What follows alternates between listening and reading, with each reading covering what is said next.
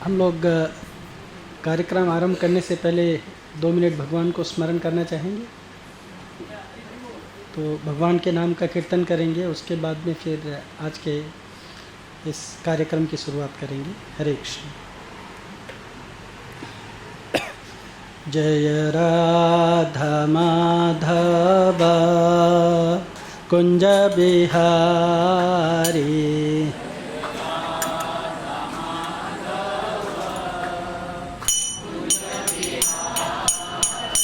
जय राधा माधव कुंज बिहारी,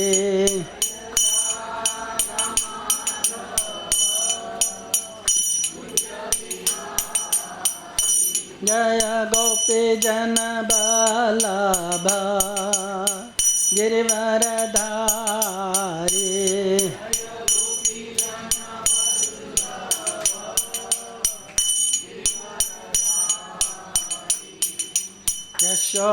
यशोदानंदन ब्रज जनरंजन,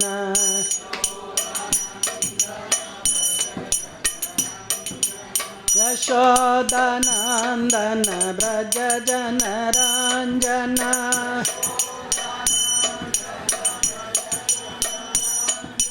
यमुना तीर बनचारी,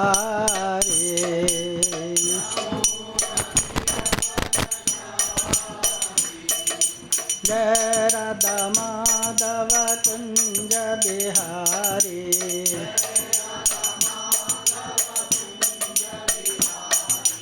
गोपी जन बल्लभ गिरिवरधारी,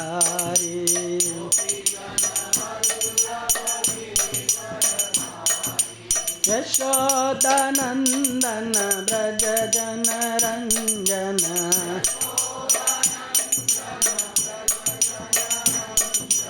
यमुना तीर बनचारी,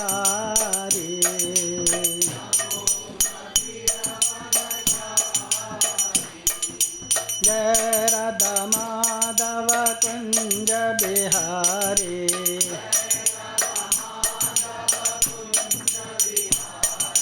गोपी जन बल्लभ गिरिवरधारी,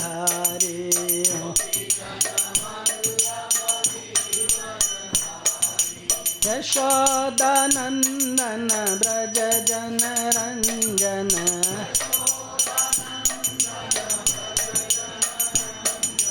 यमुना तीर बनचारी,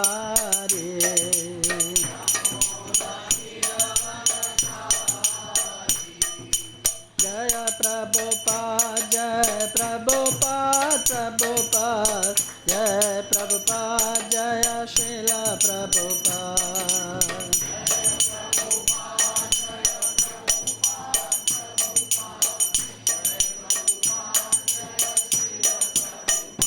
नित्य गौर हरि बोल हरि बोल हरि बोल, नित्य गौर हरि बोल,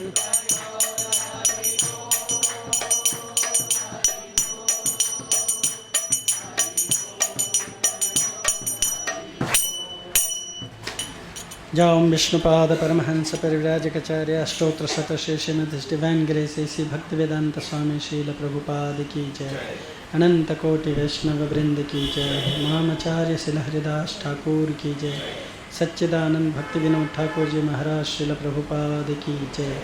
प्रेम से कहो श्री कृष्ण चैतन्य प्रभु नित्यानंद श्री अद्वैत गदाधर शिवाशदि गौर भक्त वृंद की जय। जय श्री श्री राधा कृष्ण गोप गोपिका श्याम कुंड राधा कुंड गिरिराज गोवर्धन की जय।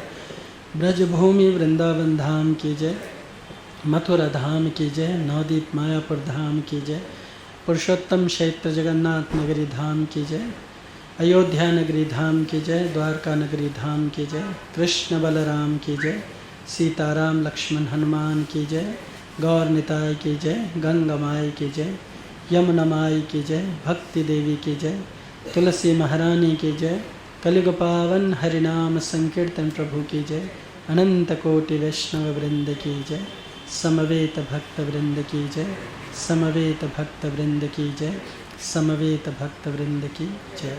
हरे कृष्ण।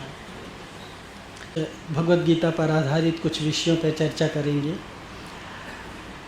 जब आपने सुना होगा कि भगवद गीता में journey of self discovery course हो रहा है, आत्मखोज की सफ़र पे कोर्स हो रहा है, तो आप कुछ एक्सपेक्टेशन लेकर के आए होंगे कि वहाँ पे हमको शायद पूरी भगवद गीता सुनाई जाएगी।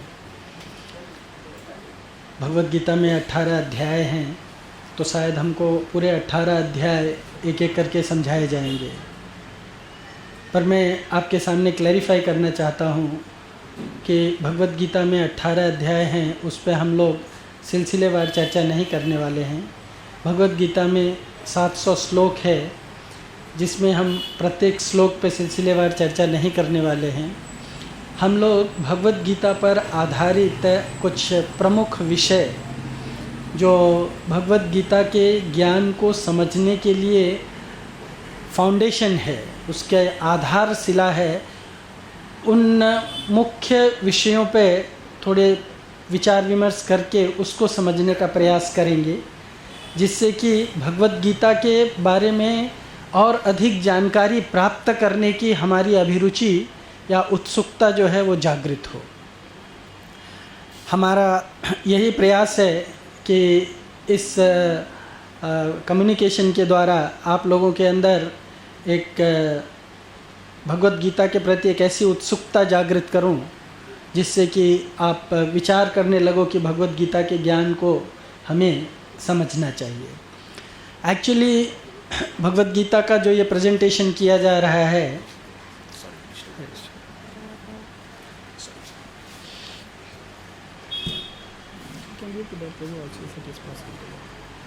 भगवद गीता का जो ये प्रेजेंटेशन किया जा रहा है, ये प्रेजेंटेशन हर प्रकार के लोगों के लिए लाभकारी है। अगर आप इस पे गौर से विचार करेंगे तो आपको पता चलेगा कि ये किस तरह से प्रत्येक तबके के व्यक्ति के लिए लाभकारी है। भगवद गीता एक ऐसा ज्ञान है जो बड़ा रहस्यमयी है। कहते हैं, आप लोगों ने जिक्सा पजल करके एक गेम आता है, बच्चे खेलते हैं, देखा होगा। उसमें किसी चित्र को कट करके टुकड़े टुकड़े में काट करके उसको असॉर्ट कर दिया जाता है, और फिर बच्चे से कहा जाता है कि उस प्रत्येक टुकड़े को मिला करके फिर से वो जो तस्वीर है उसको जोड़ करके तस्वीर को बताओ कि ये किस वस्तु की तस्वीर है। तो बच्चा अपना प्रयास करता है, अपना दिमाग लगाता है, और जब तक प्रत्येक टुकड़े उसके सही जगह पे लगा नहीं दिए जाएंगे तब तक वो तस्वीर क्लियर नहीं होती है। अगर कोई टुकड़ा यहाँ से वहाँ मिस हो गया तो वो जो चीज़ का तस्वीर है उसके बजाय कुछ और चीज़ की तस्वीर बाहर आ जाएगी। सो भगवद गीता का भी ज्ञान ऐसा ही है। भारत भूमि बड़ी पवित्र भूमि है। भगवान ने यहाँ इस गीता का ज्ञान दिया है, और इसीलिए भारत में प्रत्येक घर में एटलीस्ट कोई अपने घर में गीता रखा नहीं होगा, लेकिन गीता के बारे में सुना तो ज़रूर होगा। गीता के बारे में थोड़ा बहुत जानकारी भी होगी उसको, लेकिन हमारी गीता की जानकारी मैक्सिमम समय उसी असॉर्टेड तस्वीर की तरह से रहती है।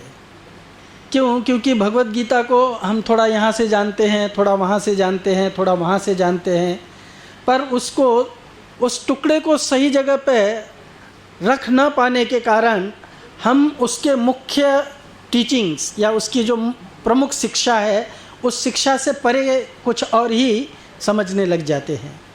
इसीलिए भगवद गीता के बारे में अनेक लोगों के अनेक प्रकार के तर्क हैं। कुछ लोग अपने तर्क में बताते हैं कि भगवद गीता हमको इस बात की शिक्षा देती है, कुछ लोग तर्क देते हैं कि भगवद गीता उस बात की शिक्षा देती है। पर वास्तव में भगवद गीता किस बात की शिक्षा देती है, ये एक बड़ा रहस्य है।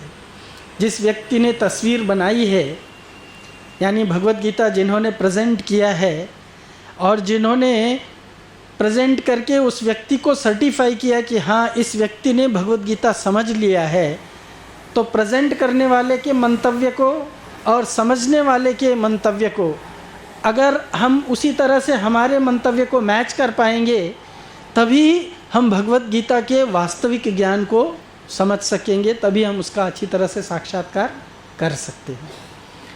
अन्यथा इसके साक्षात्कार में बड़ी कठिनाई होती है। ऐसा भी कहा जाता है कि भगवत गीता एक ऐसा विषय है या एक ऐसी तस्वीर है, आपने देखा होगा आजकल 3 डायमेंशनल कुछ फ़ोटोस आते हैं। इस डायमेंशन से देखो तो अलग फ़ोटो दिखता है, उसको थोड़ा घुमा करके डायमेंशन बदल दो तो फ़ोटो का अलग रूप दिखाई देता है। फिर डायमेंशन थोड़ा और बदल दो तो फ़ोटो अलग हो जाता है, रंग बदल जाता है, रूप बदल जाता है, बहुत कुछ बदल जाता है। तो उसी तरह से भगवत गीता जो है वो वैदुर्य मणि के समान है। वैदुर्य मणि आप जानते होंगे, वैदुर्य मणि एक ऐसा स्टोन है जिसमें जब सनलाइट पड़ता है तो डिफरेंट एंगल से देखने पे उसमें डिफरेंट कलर दिखाई देता है। ऐसा नहीं कि वो सिर्फ एक ही कलर रिफ्लेक्ट करता है, अनेक प्रकार के रंग रिफ्लेक्ट करता है वो। तो भगवत गीता भी उसी तरह से है।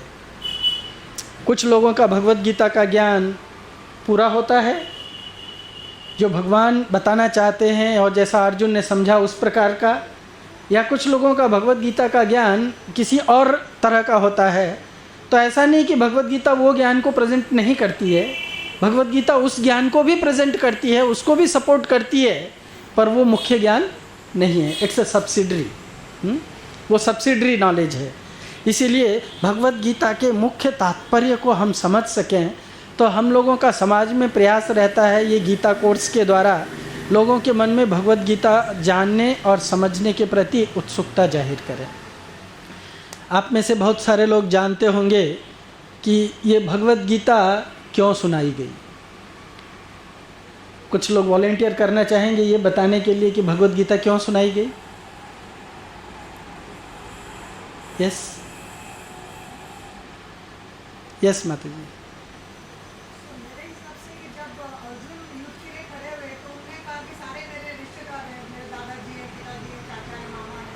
These are details.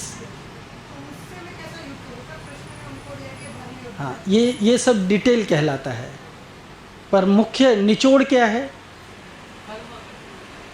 हाँ हाँ, और कुछ देखिए, सबके अलग अलग विचार निकल रहे हैं। ऐसे अगर आप सबसे पूछा जाएगा तो यहाँ पे विचारों का ढेर लग जाएगा, है ना।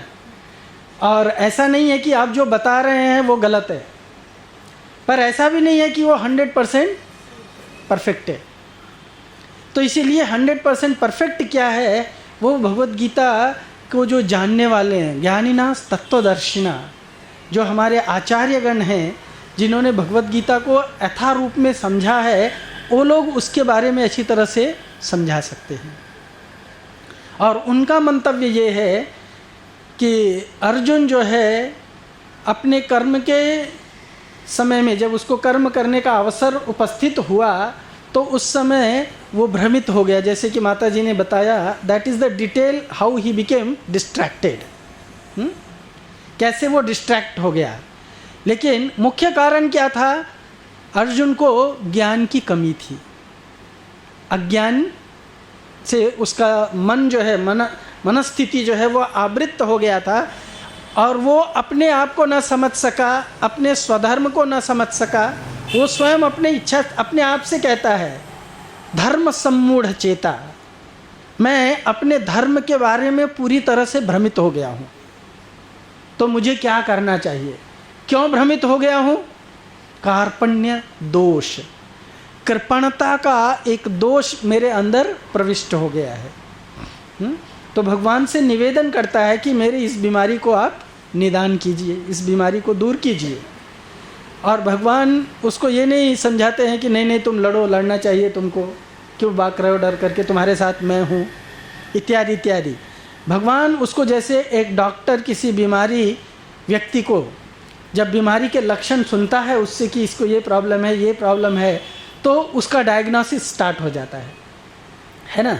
और डायग्नोसिस स्टार्ट करके तब डॉक्टर बताता है कि इसकी बीमारी वास्तव में क्या है जिसके कारण उसको ये दुख मिल रहा है, ये कष्ट मिल रहा है। तो कृष्ण ने अर्जुन को डायग्नोस किया और अर्जुन को डायग्नोस करने के बाद में कृष्ण ने देखा कि अर्जुन जो है वो सुखी होना चाहता है, लेकिन अज्ञान के कारण वास्तव में वो दुखी है। तो किस बात का अज्ञान है? क्या वो युद्ध करना नहीं जानता था? युद्ध करने में पारंगत है। उसने अपने युद्ध कला को, अपने युद्ध की कुशलता को सबके सामने प्रदर्शित करके बहुत बड़े खिताब हासिल कर चुका है। So many medals he has got. Lord Shiva को हरा करके पाशुपत्य अस्त्र नामक मेडल प्राप्त कर लिया है ना। इंद्र को इन्फ्लुएंस करके और उससे अनेक प्रकार की विद्या ग्रहण करके और वो अनेक प्रकार के मेडल प्राप्त कर लिया। बड़े बड़े लड़ाइयों को जीत करके एक हीरो होने का मेडल प्राप्त कर लिया। इतना सब होने के बावजूद भी क्या वो युद्ध से डर रहा है? नहीं डर रहा है। लेकिन फिर युद्ध करना क्यों नहीं चाह रहा है?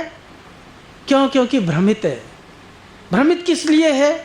उसको समझ में नहीं आ रहा है कि मैं जो करने जा रहा हूँ वो ठीक करने जा रहा हूँ या गलत करने जा रहा हूँ। तो भगवान उसके अज्ञान को ताड़ जाते हैं और फिर उसके अज्ञान का निदान करने के लिए भगवत गीता का ज्ञान आरंभ करते हैं। और गीता का ज्ञान जब प्राप्त हो जाएगा तब अर्जुन वास्तव में सुखी हो सकता है, भगवान ये जानते हैं। इसीलिए इस डिस्कशन का ये जो चर्चा सत्र है, इसको टाइटल दिया गया है जर्नी ऑफ सेल्फ डिस्कवरी, आत्म खोज की सफ़र। मैं अपने आप को कैसे जान सकता हूँ? क्या अपने आप को जानना एक इट्स समथिंग लाइक कि किसी दिन कुछ पॉपअप हो जाएगा और मैं अपने आप को जान जाऊँगा, या इज़ इट अ प्रोसेस? क्या ये एक प्रक्रिया है जिसको फॉलो करने के बाद में मैं अपने आप को जान या समझ सकता हूँ, है ना? तो हम अपने आप को कैसे जानेंगे, इसी विषय को लेकर के ये चर्चा सत्र बनाया गया है। इस चर्चा सत्र में हम लोग इन विषयों पर चर्चा करेंगे।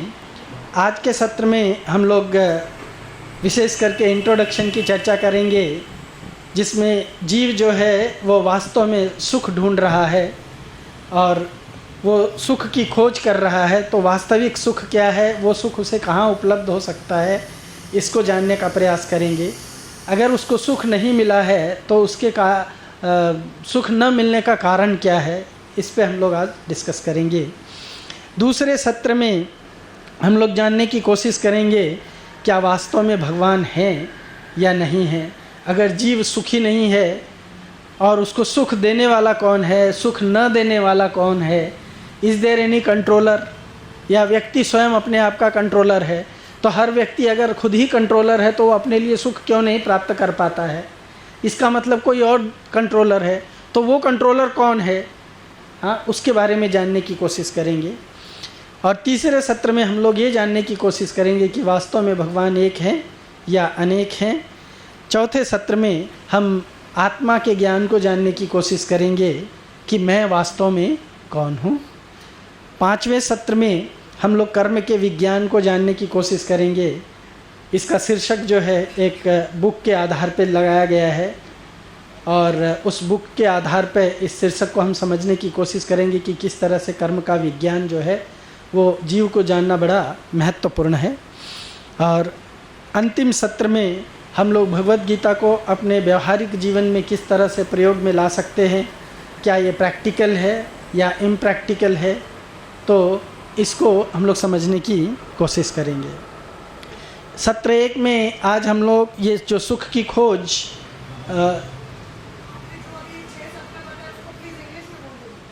इंग्लिश में बोल दें, ठीक है। पहला सुख की खोज, सर्च फॉर हैप्पीनेस। दूसरा है does God exist or not, भगवान का अस्तित्व है या नहीं, भगवान का does God exist or not. Third है one god or many god. Fourth है who am I, science of soul. पांचवा है why does bad thing happens to good people, science of karma, theory of karma. And छठवां है practical application of Bhagavad Gita into our life. तो पहले सत्र में हम लोग ढूंढेंगे कि वास्तव में सुख कहाँ पर है, और सुख को जानने के लिए हम लोग जानने का प्रयास करेंगे कि हम कौन से सुख को ढूंढ रहे हैं, रियल सुख किस में है। उसके बाद में हम लोग कोशिश करेंगे कि मानव जीवन और पशु जीवन, इसमें क्या भिन्नता है, क्या समानता है, और हम लोग जो जीवन जी रहे हैं क्या मानव जीवन जी रहे हैं या पाशविक जीवन जी रहे हैं। हमारा जीवन पशुओं से किस तरह से भिन्न है, ये हम लोग समझने की कोशिश करेंगे। उसमें आहार, निद्रा, भय, मैथुन, ये 4 क्रियाकलाप जो हैं पशु में और मनुष्य में एक समान है, उसको जानने की कोशिश करेंगे। फिर ये जानने का प्रयास करेंगे कि हम जो इस जगत में समस्याएं भुगत रहे हैं, वो समस्याएं वास्तव में क्या हैं।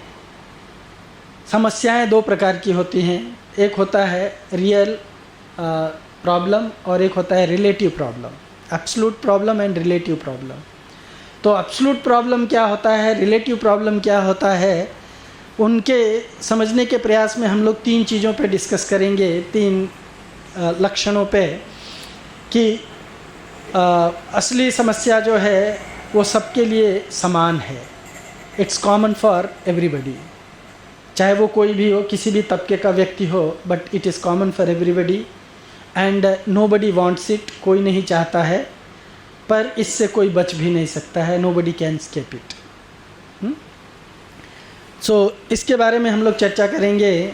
फिर ये जानने की कोशिश करेंगे दूसरे सत्र में कि भगवान का अस्तित्व है क्या नहीं, भगवान कौन है, भगवान की परिभाषा क्या है, और तीसरे सत्र में भगवान एक है या अनेक हैं, इसमें हम लोग शास्त्रों के आधार पर जानने की कोशिश करेंगे कि वास्तव में भगवान एक है या अनेक है। तो जब शास्त्रों के आधार पर डिस्कस करेंगे तो शास्त्रों में हम विश्वास क्यों करें, सबसे पहले इस विषय को जानेंगे, क्योंकि जिस चीज़ के आधार पर हम अपने नॉलेज को बेस करना चाहते हैं उसका कुछ ऑथेंटिसिटी जो है वो स्टैब्लिश होना चाहिए। अगर वो ऑथेंटिक ही नहीं है तो फिर हम उसके ऊपर अगर अपना नॉलेज बेस करेंगे या कुछ भी बेस करेंगे तो इट्स फ्यूटाइल, उसका कोई मीनिंग नहीं है। सो फिर चौथे सत्र में आत्मा के विज्ञान को जानने की कोशिश करेंगे और ये जानने का प्रयास करेंगे कि हु एम आई, और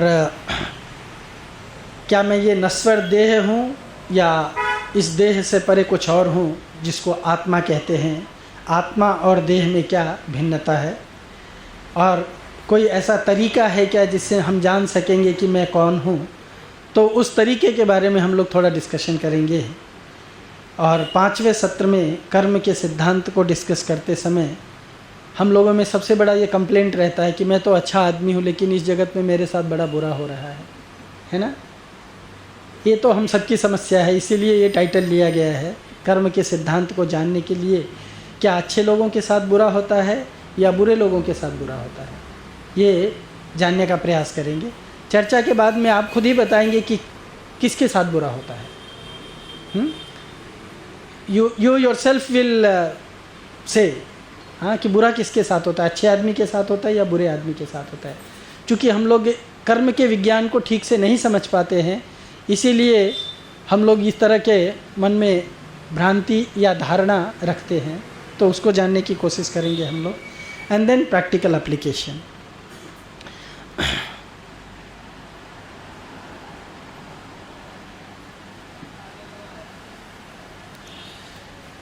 तो आज के सत्र में हम लोग ये चर्चा करेंगे आज सुख की खोज। इसको लेकर के ये चर्चा के अंत में मैं आपको एक वीडियो क्लिप दिखाऊंगा। ऑलमोस्ट 30 मिनट्स का क्लिप है, पर मैं चाहूँगा कि अगर वो आप क्लिप देखेंगे तो आपको खुद मन में एक विचार उत्पन्न होगा कि हमें सुख प्राप्ति के लिए कौन से मार्ग की तलाश करनी चाहिए। ये बहुत आवश्यक है। कभी कभी विजुअल इफ़ेक्ट ज़्यादा काम करता है, इसीलिए मैंने सोचा कि बीच बीच में आप लोगों को कुछ क्लिप्स भी दिखाएंगे। हाँ, तो हम लोग ये जानने की कोशिश करेंगे आज कि सुख क्या होता है, यानी सुख प्राप्त करने के लिए जब तक हम अपने अर्थपूर्ण जीवन को नहीं जानते हैं, अर्थपूर्ण जीवन की तलाश। अर्थपूर्ण क्या होता है, ये बहुत महत्व की बात है। यहाँ शब्द तो लिख दिया है अर्थपूर्ण। अर्थ किसको कहते हैं? अर्थ के दो मीनिंग होते हैं। एक अर्थ का मतलब होता है धन संपत्ति, और दूसरा अर्थ का मीनिंग होता है मतलब, हाँ, कुछ मीनिंग। सो हम सुख किससे प्राप्त करते हैं? हम लोग आजकल क्या करते हैं, मोस्टली जीवन में दिन रात किसके लिए प्रयास कर रहे हैं? अर्थ, है ना, प्राप्ति के लिए, अर्थ उत्पत्ति के लिए। किस तरह से धन कमाएं? क्यों धन कमाना चाहते हैं? क्योंकि हम सोचते हैं धन हमारे लिए अनेक प्रकार के सुख लेकर के आएगा। धन है तो व्यक्ति सुखी है, धन नहीं है तो व्यक्ति सुखी नहीं है। अगर आप इस विषय में और डिटेल में जानना चाहते हैं तो I can tell you some reference. Panchatantra करके एक विषय है, जो विष्णु शर्मा करके एक ऑथर थे, उन्होंने ये पंचतंत्र विषय लिखा है जिसमें 5 टाइप्स ऑफ डिफरेंट सिस्टम्स बताया गया है। उसमें धन के बारे में चर्चा किया है उन्होंने, और कहा है कि लोग सोचते हैं जगत में कि धन से हमें सुख प्राप्त होगा, लेकिन वो कहते हैं कि धन जो है हर परिस्थिति में दुखदायी है। आपने कभी सुना है? धन उपार्जन करने में दुख है। बड़े सुख से कमाते हैं क्या धन? हाँ, धन प्राप्त करने के लिए आपको कितने सारे चीज़ों को सैक्रिफाइस करना पड़ता है ना? तो धन का उपार्जन दुख है। धन को संभालना, प्राप्त हो गया तो फिर चोर ने लेके चला जाए, है ना, कोई लूटने ले, उसको सुरक्षित रखना एक बहुत बड़ा टेंशन है। जिसके पास कुछ धन नहीं हो, बड़े शांति से आराम की निद्रा सोता है, लेकिन जिसके पास धन है वो रात रात भर ठीक से सो भी नहीं पाता है। तो ये सुख है या दुख है? हाँ, धन को खर्च करना दुख है ना? धन जमा हो गया तो खर्च करना इसलिए नहीं चाहते, क्यों? क्योंकि चला जाएगा। तो इसीलिए उसको खर्च करते समय टेंशन में रहते हैं, कितना खर्च करूं, कहाँ करूं खर्च, वहाँ करूँगा जहाँ से ज़्यादा निकल के आएगा, है ना। और अगर कहीं धन मैंने लगा दिया वो डूब गया तो बहुत ज़्यादा दुख होता है। तो धन जो है हर परिस्थिति में दुखपूर्ण है, लेकिन हम लोगों को लगता है धन ही हमको सुख देता है। इसीलिए मैं कहा कि अर्थपूर्ण जीवन की तलाश, वास्तविक धन क्या है जिससे हम वास्तव में सुखी रह सकते हैं। ऑफ कोर्स धन हमको सुख देता है, पर कौन सा धन? कौन सा धन? अनेक प्रकार के धन है, अनेक प्रकार के धन हैं, उसमें से कौन सा धन हमको सुखी देता है? कहते हैं, हम लोग स्कूल के ज़माने पढ़ते थे, कहा गया है गज धन है धन बाज धन और रतन धन खान। गज धन मतलब उस समय जो थे, उस समय ये रुपया पैसा नहीं हुआ करते थे, पशु, खेत, अनाज, ये सब धन गिना जाता था। तो गज धन मतलब जिसके पास में हाथी हुआ करते थे, धनवान व्यक्ति गिना जाता था, है ना। जिसके पास आजकल कार होता है उसको धनवान मानते हैं। लोग धनी बनने के लिए कितना बड़ा बोझ उठा ले आते हैं। पर पहले के जो लोग हाथी पालते थे, ऐसा नहीं कि कर्ज करके हाथी पालते थे, उनके पास सचमुच वैसा धन हुआ करता था। तो गज धन, हय धन, घोड़ा, घोड़ा धन होता है। घोड़ा को वाहन कहा जाता है, एक्चुअल वाहन घोड़ा है। तो हाथी धन है, घोड़ा धन है, और पशुधन है। पशुधन यानी गाय, भैंस, बकरी, भेड़ इत्यादि। उसके बाद में गजधन, है धन, बाज धन और रतन धन खान। अनेक प्रकार के रत्न, जेम स्टोन्स। लोग, पहले के लोग देखो, पुराने लोग जो है उनके हीरे होते थे, सोने होते थे, चांदी होते थे घर में। ये कागज़ के नोट नहीं होते थे। हमारे एक प्रभु जी हैं, वो गिफ्ट शॉप चलाते हैं। तो गिफ्ट शॉप में उन्होंने एक बार एक ड्रॉअर में इतने सारे नोट के बंडल किसी ने नए नए दिए, तो उन्होंने एक्सचेंज करके, लालच में ले करके नए नए नोट के बंडल रख दिए, 10-10 रुपये छुट्टा, कुछ 4-5 हज़ार के। उन्होंने सोचा कि मैं इसको सुरक्षित रखता हूँ ड्रॉअर में, तो उन्होंने 8 दिन 10 दिन उसको देखा नहीं ध्यान से, ड्रॉअर खोला ही नहीं। 10-12 दिन के बाद में जब ड्रॉअर खोला तो उसमें से आधे नोट को दीमक चाट गए थे। हाँ, दीमक, रोडेंट्स, वाइट एंट्स। वो चाट गए थे, तो बहुत दुख हुआ।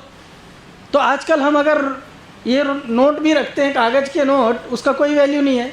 सरकार ने अगर डिक्लेयर कर दिया, अभी आज कुछ डिक्लेयर किया था ना, 1000 की नोट कैंसिल कर देंगे, तो बहुत सारे लोगों को हार्ट अटैक भी आ गया होगा। जो काला धन दबा करके रखे हैं, वो कैसे उसको वैल्यू में लाया जाए। तो पहले के लोगों का धन ये हुआ करता था, लेकिन उनको धनी नहीं मानते हैं। क्यों? क्योंकि जब तक ये सब धन है, फिर भी और धन पाने के लिए व्यक्ति हैंकरिंग करता है। जब आवे संतोष धन, सब धन धूरि समान। पर जब सेटिस्फैक्शन आता है, रियल सेटिस्फैक्शन, तो सेटिस्फैक्शन भी एक धन है। सेटिस्फैक्शन कैसे आता है? सेटिस्फैक्शन का डेफिनेशन है, बस इतना मिल गया ना मुझे, मैं संतुष्ट हूँ, अब नहीं चाहिए और, नो मोर हैंकरिंग। लेकिन हम अपने आप से प्रश्न पूछें कि क्या मैं जितना धन कमा लिया उसके बाद में मैं सोच लेता हूँ कि बस अब इससे ज़्यादा की मुझे आवश्यकता नहीं है? क्या मेरा ऐसा विचार होता है, हाँ, साईं इतना दीजिए जामे कुटुंब समाए, मैं भी भूखा ना रहूँ साधु न भूखा जाए। भगवान के मंदिर में जाकर के हम लोग पूछते हैं क्या कि भगवान बस मुझे 2 टाइम का खाना मिल जाए मेरे परिवार के लिए, मेरे घर में कुछ मेहमान हैं उनके लिए, उससे ज़्यादा मुझे और कुछ मत देना। कौन जाके मांगता है? नोबडी। क्यों? क्योंकि हमको लगता है कि ये धन जो है ये हमें देगा। और दूसरा अर्थ होता है। तो मनुष्य अपने जीवन में जो चीज़ ढूंढ रहा है वो क्या ढूंढ रहा है? किसी का भी जीवन एक तो होता है अर्थ और एक होता है अनर्थ। तो मनुष्य जीवन का तात्पर्य होता है अर्थ प्रवृत्ति और अनर्थ निवृत्ति। अर्थ प्रवृत्ति मतलब अपने जीवन का कुछ मीनिंग निकलना चाहिए। अभी आपको मनुष्य जीवन प्राप्त हुआ है, आपने कभी मन में सोचा है कि इस जीवन का लक्ष्य क्या है ना? आपने धन कमाया तो आपको लगता है कि हाँ इस धन से मैं ये करूँगा वो करूँगा, कुछ लक्ष्य निर्धारित किया। आप एजुकेशन ग्रहण करते हैं तब आपका कुछ लक्ष्य होता है कि मैं ये करूँगा वो करूँगा। आप कोई कंपटीशन की तैयारी करते हैं तो आपका कोई लक्ष्य होता है ना? लेकिन आपने कभी ये विचार किया कि मैं ये मनुष्य जीवन जो भगवान ने मुझे दिया है वो किसके लिए दिया है? इसकी सफलता किसमें निहित है? क्या प्रेसिडेंट बन जाने में निहित है या इलेक्शन जीत जाने में इसकी सफलता निहित है? क्या मैं इलेक्शन जीत जाऊंगा तो मेरा मानव जीवन सफल हो जाएगा? या मैं किसी कंपटीशन में जॉब की तैयारी कर रहा हूँ, वो कंपटीशन मुझे मिल गया तो मैं सुखी हो जाऊंगा? सुख की तलाश देखो बच्चा कब से शुरू कर देता है। माँ बाप ही उसको समझ में भी नहीं आता सुख क्या होता है, पर माँ बाप ही उसको सुख की तलाश में लगा देते। उठाओ 5 किलो का बोझा, चलो स्कूल में। सुख की तलाश करते करते कभी वो इस मार्ग पे जाता है, कभी उस मार्ग पे जाता है, कभी इस मार्ग पे जाता है, कभी उस मार्ग पे जाता है, पर अंततः उसको फ्रस्ट्रेशन ही हाथ लगता है। क्यों फ्रस्ट्रेशन हाथ लगता है? क्योंकि सही चीज़ ढूंढ रहा है। हम सुख क्यों ढूंढते हैं? हम सुख इसलिए ढूंढते हैं क्योंकि सुख पाने के लिए हमारा कॉन्स्टिट्यूशनल पोजीशन है। जीव के लिए बताया गया है, जीव का असली स्वरूप है आनंदमयोभ्यासात्। जीव जो है हमेशा आनंद चाहता है। क्यों? क्योंकि आनंद ही उसका कॉन्स्टिट्यूएंट एलिमेंट है, उसी से वो बना हुआ है, सच्चित आनंद। लेकिन उसका रियलाइजेशन न होने के कारण, उसकी अनुभूति न होने के कारण वो अपने आप को दुखी महसूस करता है। जैसे बोलते हैं ना, दीपक तले अंधेरा, सुना होगा आप लोगों ने।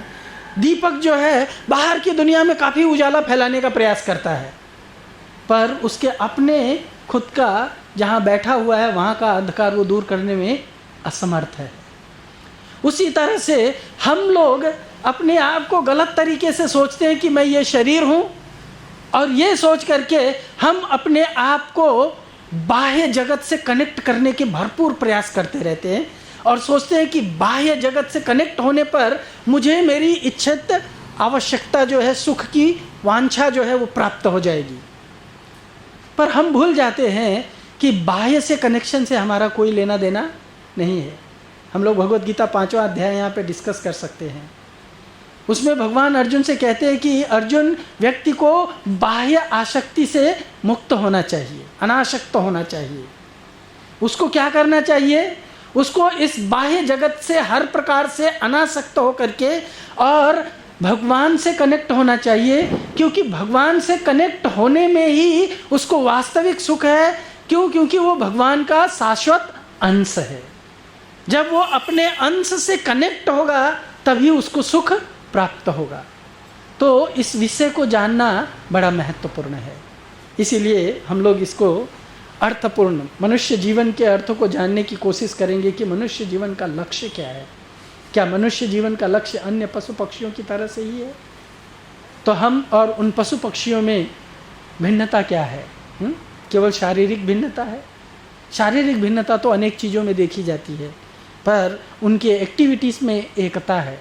और मनुष्य भी अगर एक प्रकार का आचरण नहीं करता है तो उसके एक्टिविटी में मनुष्य के पशुओं की एक्टिविटी में कोई अंतर नहीं है। ये जानने की कोशिश करेंगे हम लोग। ये जानने का कोशिश करेंगे कि क्या भगवान का वास्तव में अस्तित्व है, क्या भगवान शास्त्र भगवान की वाणी है। इस विषय पे हम जानने की कोशिश करेंगे और अंततः इसका कंक्लूजन करेंगे अथा तो ब्रह्म जिज्ञासा, इस अफोरिज्म पे जो ब्रह्म सूत्र से लिया गया है। ब्रह्म सूत्र मैन काइंड के लिए एक मैनुअल है। जितने भी शास्त्र हैं वो मुख्य रूप से ब्रह्म सूत्र या जिसको वेदांत सूत्र कहा जाता है, उस वेदांत सूत्र से 4 वेद बनाए गए हैं और उन वेदांत सूत्र और वेदों के आधार पर 18 पुराणों की रचना की गई है। उन्हीं के आधार पर 108 उपनिषदों की रचना की गई है, 18 उप पुराणों की रचना की गई है, 108 उप उपनिषदों की रचना की गई है। बहुत सारे शास्त्र के आधार पर लिखे गए और भी बहुत सारे ग्रंथों की रचना की गई है। तो उसमें मनुष्य जीवन जो है उसके लिए उसके जीवन के अर्थ को वो अच्छी तरह से समझ सके, तो वो उसको क्या करना चाहिए जब जीव को मनुष्य का देह प्राप्त होता है। तो इसीलिए ये अथा तो ब्रह्म जिज्ञासा, इस विषय के ऊपर हम लोग चर्चा करेंगे। ब्रह्म जिज्ञासा, ब्रह्म शब्द के अनेक अर्थ हैं। तो ब्रह्म का अर्थ होता है भगवान, ब्रह्म का अर्थ होता है जीव, और ब्रह्म का अर्थ होता है ब्रह्म जो है भगवान। जब ब्रह्म के रूप में जाने जाते हैं तो वो 3 स्वरूप में अपने आप को प्रकट करते हैं। उस 3 स्वरूप में हमको किस स्वरूप के प्रति जानने का प्रयास करना चाहिए और किस स्वरूप को जानने से हम भगवान को पूरी तरह से समझ सकते हैं, इस विषय पर चर्चा करेंगे। तो ये ब्रह्म जिज्ञासा कहलाता है।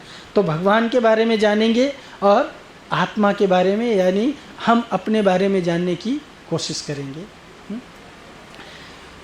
इसको कहते हैं तत्व विचार। तो हम लोग इस विषय पे डिस्कस करेंगे। तो हम चर्चा आरंभ करते हैं भी। ये तो इसका जस्ट एक इंट्रोडक्शन था। हम लोग देखते हैं कि प्रत्येक व्यक्ति जो है वो जीवन में क्या चाहता है? सुख चाहता है। Everybody wants to be happy. Of course सुख का डेफिनेशन हर एक व्यक्ति के लिए अलग अलग है, राइट?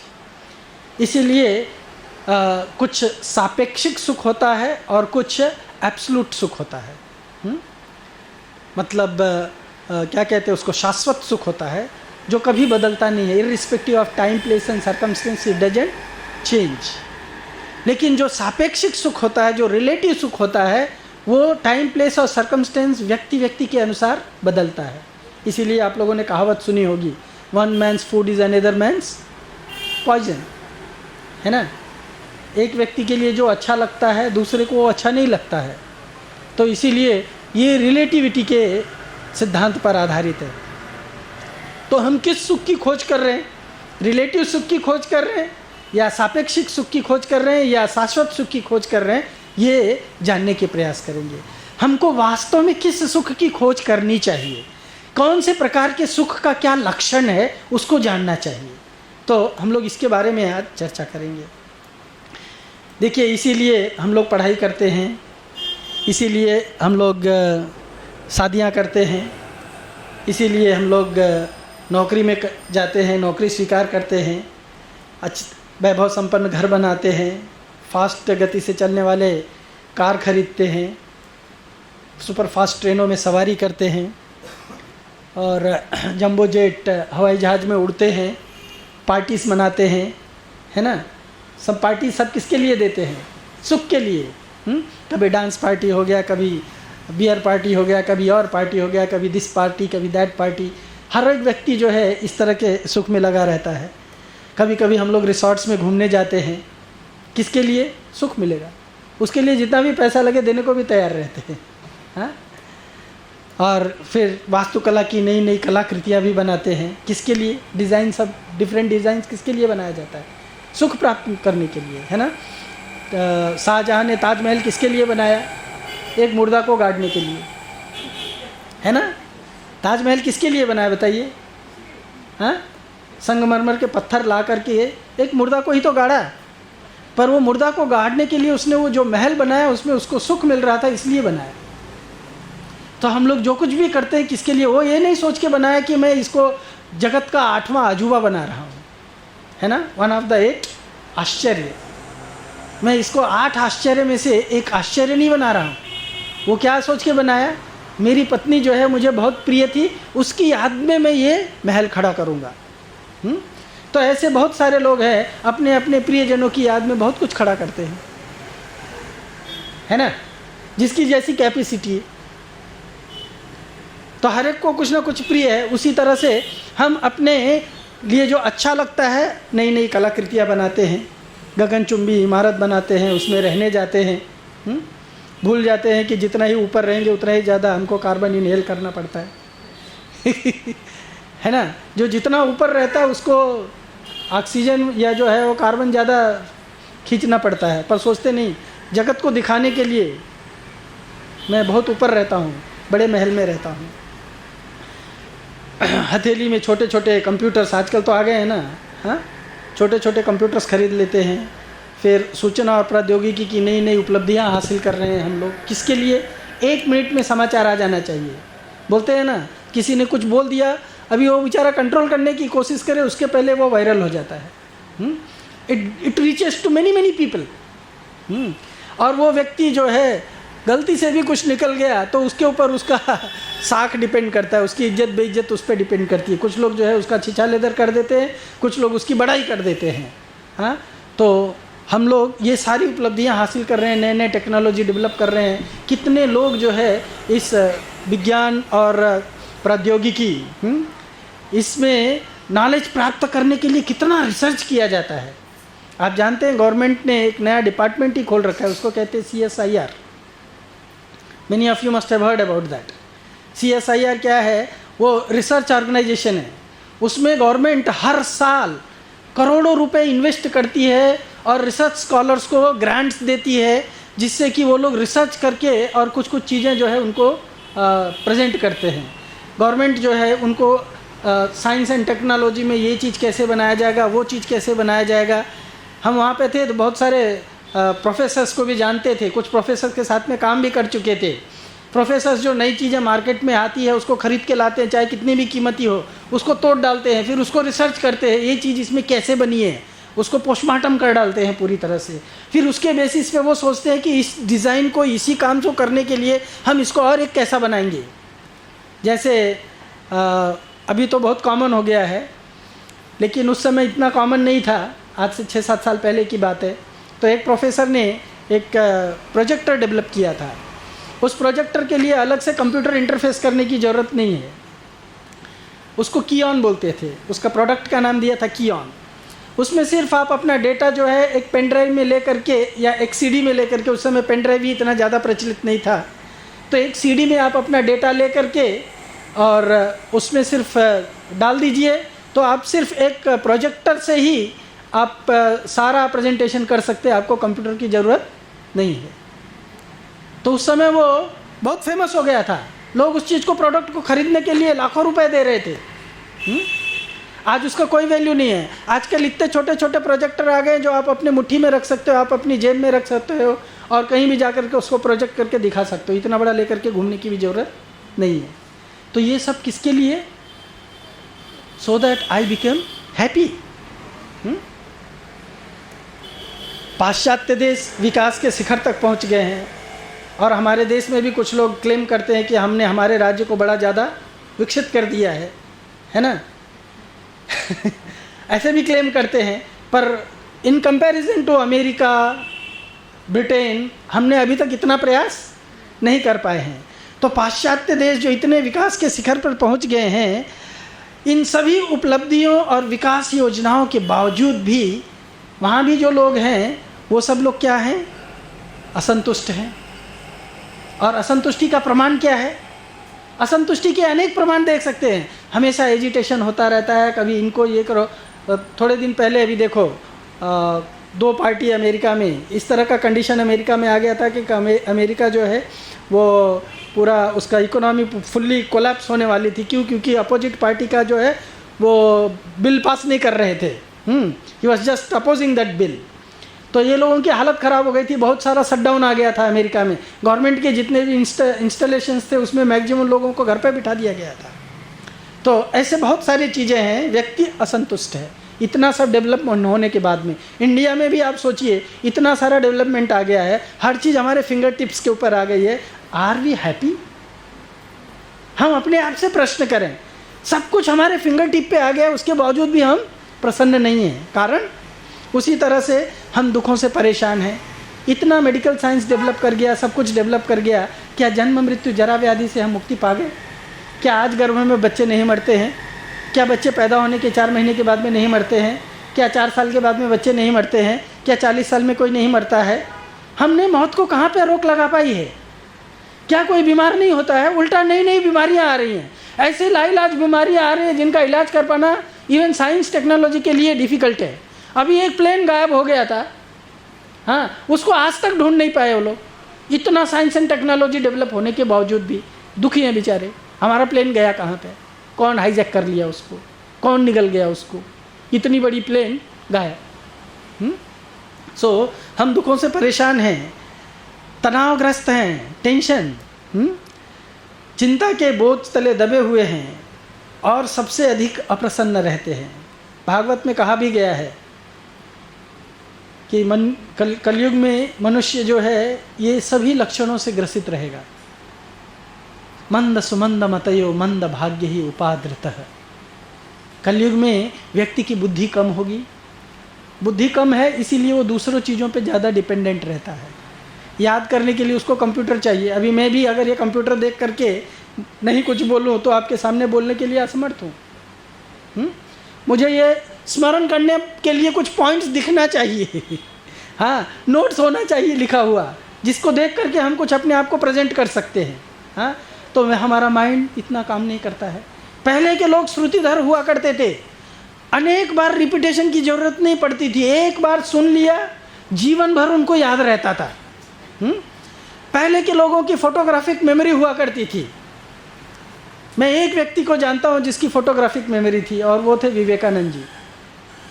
विवेकानंद जी एक बार पन्ने पलट करके बुक को देख लिया, पूरा बुक उसको स्मरण हो जाता था, दोबारा उसको देखने की ज़रूरत नहीं पड़ती थी। That is called photographic memory. आज लोगों का माइंड जो है इस तरह से तंग होता जा रहा है, हर चीज़ के लिए मेमोरी का अलग डिस्क रखना पड़ता है। हाँ, सब चीज़ जानने समझने के लिए उसको किसी इंस्ट्रूमेंट का सहारा लेना पड़ता है। मंद सुमंद मतयो मंद भाग्य। और सबसे ज़्यादा मनुष्य इस जगत में डिस्टर्ब भी रहता है। मंद भाग्य ही उपाद्रित रहता है। और ये हम लोग खुद वाउच करेंगे, हम अपने जीवन में ही मैक्सिमम समय डिस्टर्ब रहते हैं। 24 घंटे में बताइए आप कितना समय स्टेबलाइज्ड रहते हैं? Are you always happy during 24 hours at least? साल की बात छोड़ दीजिए, मंथ की बात छोड़ दीजिए। एक बच्चे ने कुछ कर दिया, टेंशन। पड़ोसी ने कुछ बोल दिया, टेंशन, है ना? न्यूज़ में कुछ आ गया, टेंशन। हमेशा व्यक्ति जो है अचानक टेंशन। बच्चा गया पढ़ने के लिए, माँ बाप ने सुना कि दंगा हो गया है रास्ते में, टेंशन, कहाँ होगा मेरा बेटा, है ना? परेशान हो जाते हैं लोग। तो टेंशन के अनेक कारण हैं। क्यों? क्योंकि कलयुग है। और हम लोगों को कलयुग होता किसके कारण है? हमारे अपने आचरण के कारण। कलयुग जो है इट्स ए स्थिति है और वो स्थिति हम खुद बनाते हैं, ये जानना है हमको। तो इन सब चीज़ों से हम सब परेशान क्यों हैं? क्योंकि ये आइंस्टीन जी कहते हैं, अल्बर्ट आइंस्टीन, यह कटु सत्य है और सर्वविदित है कि आधुनिक प्रौद्योगिकी प्रगति ने मानवता को बुरी तरह से पछाड़ दिया है। व्यक्ति जब एक्सटर्नल चीज़ों पे ज़्यादा डिपेंड रहेगा तो ज़्यादा दुखी रहेगा। अभी आप बताइए, पहले के लोग थे ईंधन के ऊपर सरकार पे या सरकार के गैस के पाइपलाइन पे डिपेंड नहीं रहते थे, है ना। आज से ज़्यादा साल नहीं हुआ, 50 बरस भी नहीं हुआ होगा, 40-50 बरस। लोग जो है बगीचे में जा कर के पत्ते उठा कर के लाते थे, लकड़ियाँ तोड़ के लाते थे, और स्त्रियाँ जो हैं वो गोबर से, गाय के गोबर से उपले बना लिया करती थी। आज भी गांव में ऐसा ही देखा मैंने जा कर के। तो उनको सरकार के गैस सप्लाई पे डिपेंड नहीं रहना पड़ता है। पर शहर के लोगों को अगर गैस सप्लाई नहीं हुआ, खाना बनेगा, फिर होटल में जाएंगे, होटल वाले का भी गैस ख़त्म तो कहाँ जाएंगे। So see how much we are dependent. पहले के लोग अपना साग सब्जी जो है बगल के गार्डन में उगा लिया करते थे और खुद भी खाते थे, पड़ोसी को भी खिलाते थे। आजकल के लोग साग सब्जियों के लिए मार्केट पे डिपेंड है। अगर एक दिन वो वेंडर्स लोगों ने हड़ताल कर दिया नासिक से, अब नासिक के बाहर से अगर सब्जी नहीं आया बॉम्बे में 4 दिन, तो क्या होता है हमारा हालत। आप लोगों को अनुभव होगा इसका, है ना। पानी के लिए हम पाइपलाइन पे डिपेंड है।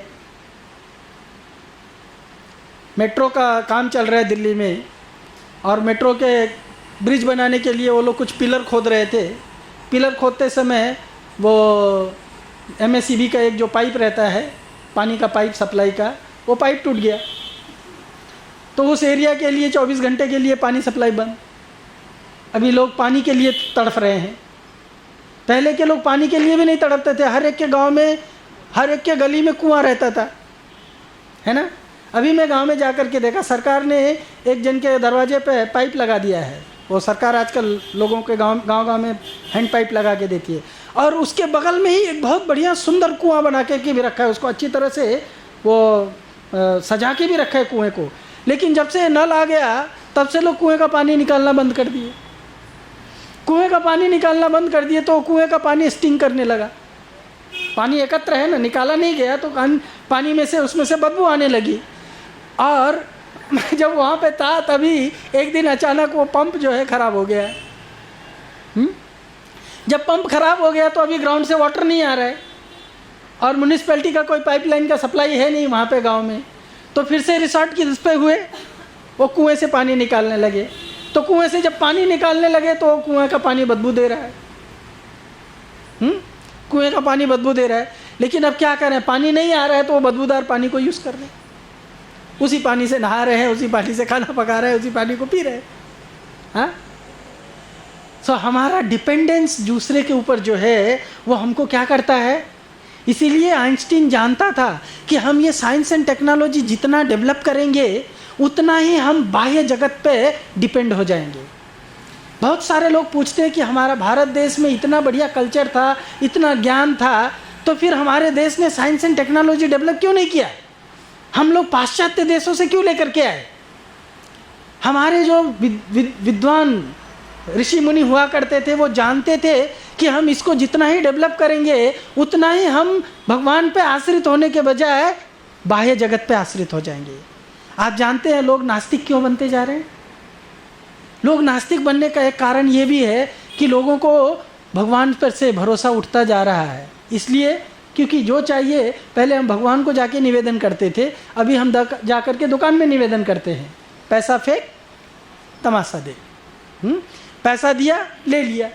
इसीलिए भगवान पे हमारा जो ये डिपेंडेंस है वो ख़त्म हो गया। पर जब अटर सिचुएशन आ जाता है, जैसे ऑपरेशन हो रहा है, जब मरने वाला आ जाता है, तो डॉक्टर कहता है भाई अब मैं कुछ नहीं कर सकता, भगवान से प्रार्थना करो। हाँ, जब बारिश नहीं होती है, सरकार पूरी तरह से हताश हो जाती है, तो लोगों से कहती है भगवान से प्रार्थना करो। तो अंततः ये सिविलाइजेशन को भगवान के ऊपर ही आश्रित होना है। पर उतना दूर तक वेट करने के बजाय जो सुख चाहता है उसको भगवान के ऊपर डायरेक्ट क्यों नहीं आश्रित हो जाए, अभी से क्यों नहीं। अब वो कहते हैं कि अंत तो ही तजेंगे पामर तू न तजय अब ही ते। जो अंत में तुझे त्यागने वाला ही है उसको आज ही क्यों तू त्याग करके सुखी नहीं हो जाता है। लेकिन लोग जो है ये भौतिक प्रगति के आधार पर नास्तिकवाद को स्वीकार करते चले जा रहे हैं। जानते हैं आप लोग, रशिया में कम्युनिस्ट सरकार थी। कम्युनिस्ट लोग जो है वो लोगों को किस तरह से नास्तिक बनाते थे। लोग चर्च में जाते थे चर्च में जब जाते थे तो लोग भगवान के सामने जा कर के प्रार्थना करते थे, मेरी के सामने या जीसस के सामने, कि oh God please give us my daily bread. वो लोग तो अन्नमय कोष में तक ही थे, तो केवल भगवान से भोजन ही मांगते थे। और भोजन मांग के जब बाहर आते थे तो बाहर कम्युनिस्ट लोग अपना ब्रेड्स का वैन लेकर के खड़ा रहते थे और उनसे लोगों से कहते थे, आप गए थे ना भगवान के पास में, what you asked Bhagwan, you asked give us our daily bread, did he give you that bread? क्या उन्होंने आपको ब्रेड दिया? मांगा ना आपने, नहीं दिया, आप हमसे मांगो। Tell us O communist please give us our daily bread. तो व्यक्ति बोलता था okay O communist please give us our daily bread. तो जैसे ही वो बोलता था please give us our daily bread, गाड़ी में से एक ब्रेड का पैकेट निकाल के दिया, see we have given you daily bread, not God. ये आदमी इतना मूर्ख, ये नहीं सोचता है कि ये ब्रेड बनाया कहाँ से, who gave him that ingredient to make the bread. ये तो ब्रेड बना बनाया लेके आया, लेकिन ब्रेड बनाने के लिए जो इंग्रेडिएंट चाहिए, आग चाहिए, पानी चाहिए, अन्न चाहिए, वो किसने दिया? क्या ये कम्युनिस्ट ने प्रोड्यूस किया? कम्युनिस्ट ने क्या किया? प्रोसेस किया। किसको प्रोसेस किया? भगवान ने जो दिया है उसी को प्रोसेस करके खुद के क्रेडिट पे डाल दिया और भगवान को बोला कि उसने नहीं दिया है ना। इस तरह से नास्तिकवाद का प्रचार होता है। तो जब ये साइंस एंड टेक्नोलॉजी डेवलप होता है, ये नास्तिकवाद का प्रचार करता है। साइंस एंड टेक्नोलॉजी को डेवलप करने में आइंस्टीन की बहुत महत्वपूर्ण भूमिका रही है, लेकिन वो जानता था कि मैं ये जो साइंस एंड टेक्नोलॉजी डेवलप कर रहा हूँ, ये लोगों को क्या कर देगा? मानवता को बुरी तरह से नष्ट कर सकता है, और उसका परिणाम हम आज देख सकते हैं। ये साइंस एंड टेक्नोलॉजी का है। साइंस एंड टेक्नोलॉजी अपने आप में बुरा नहीं है, इट्स एन इंस्ट्रूमेंट। पर उस इंस्ट्रूमेंट को ड्यू क्रेडिट दे करके, इस इंस्ट्रूमेंट को जिसने बनाया, उस इंस्ट्रूमेंट को यूज़ करने का जिसने इंटेलिजेंस दिया, उस व्यक्ति को ड्यू क्रेडिट दे करके अगर हम उसका इस्तेमाल करेंगे तो इट्स नॉट बैड। तब लोग जो है, लेकिन कोई भी साइंटिस्ट ये नहीं कहता है, मैं कल आपको दिखाऊंगा भगवान का अस्तित्व है या नहीं, उसके ऊपर आपको 2 फिल्म दिखाने का सोच रहा हूँ मैं, हाँ। और उसको देख करके आपको लगेगा कि ये साइंटिस्ट कम्युनिटी जो है लोगों को किस तरह से छल कर रहे हैं, हाँ। हम लोग जानते नहीं हैं, इसलिए हम उनके ऊपर ब्लाइंड विश्वास करते हैं। तो I will just present some food for thought for you, you have to decide what is good what is bad. Time पत्रिका के पोल में बताया गया था कि इस समाज में सबसे बड़ी समस्याएं हैं। 2 समस्या बताया गया था, ये बहुत पहले का डेटा है। इसमें बताया गया कि समस्या नंबर 1 क्राइम। यहाँ पे हमारे लर्नेड पुलिस ऑफिसर बैठे हैं, वो बताएंगे कि क्राइम इज़ ए प्रॉब्लम और नॉट। और दूसरी समस्या आज सबसे ज़्यादा बढ़ गई है, वो है मोरालिटी, मौलिकता। व्यक्ति जो है वो पूरी तरह से किसी पावर, पोजीशन, धन, संपत्ति इत्यादि को प्राप्त करने के लिए बुरी तरह से पतित होता चला जा रहा है, बुरी तरह से पतित होता चला जा रहा है। किसको क्या कहना चाहिए, किसको क्या नहीं कहना चाहिए, उसको अपनी ज़बान पर भी कंट्रोल नहीं रह गया है। और ये सब मुझे इतना ज़्यादा बताने की ज़रूरत नहीं है आपको। आप सोचेंगे कि आप भगवत गीता डिस्कस करने आए हैं या ये जगत का कच्चा चिट्ठा खोलने के लिए आए हैं।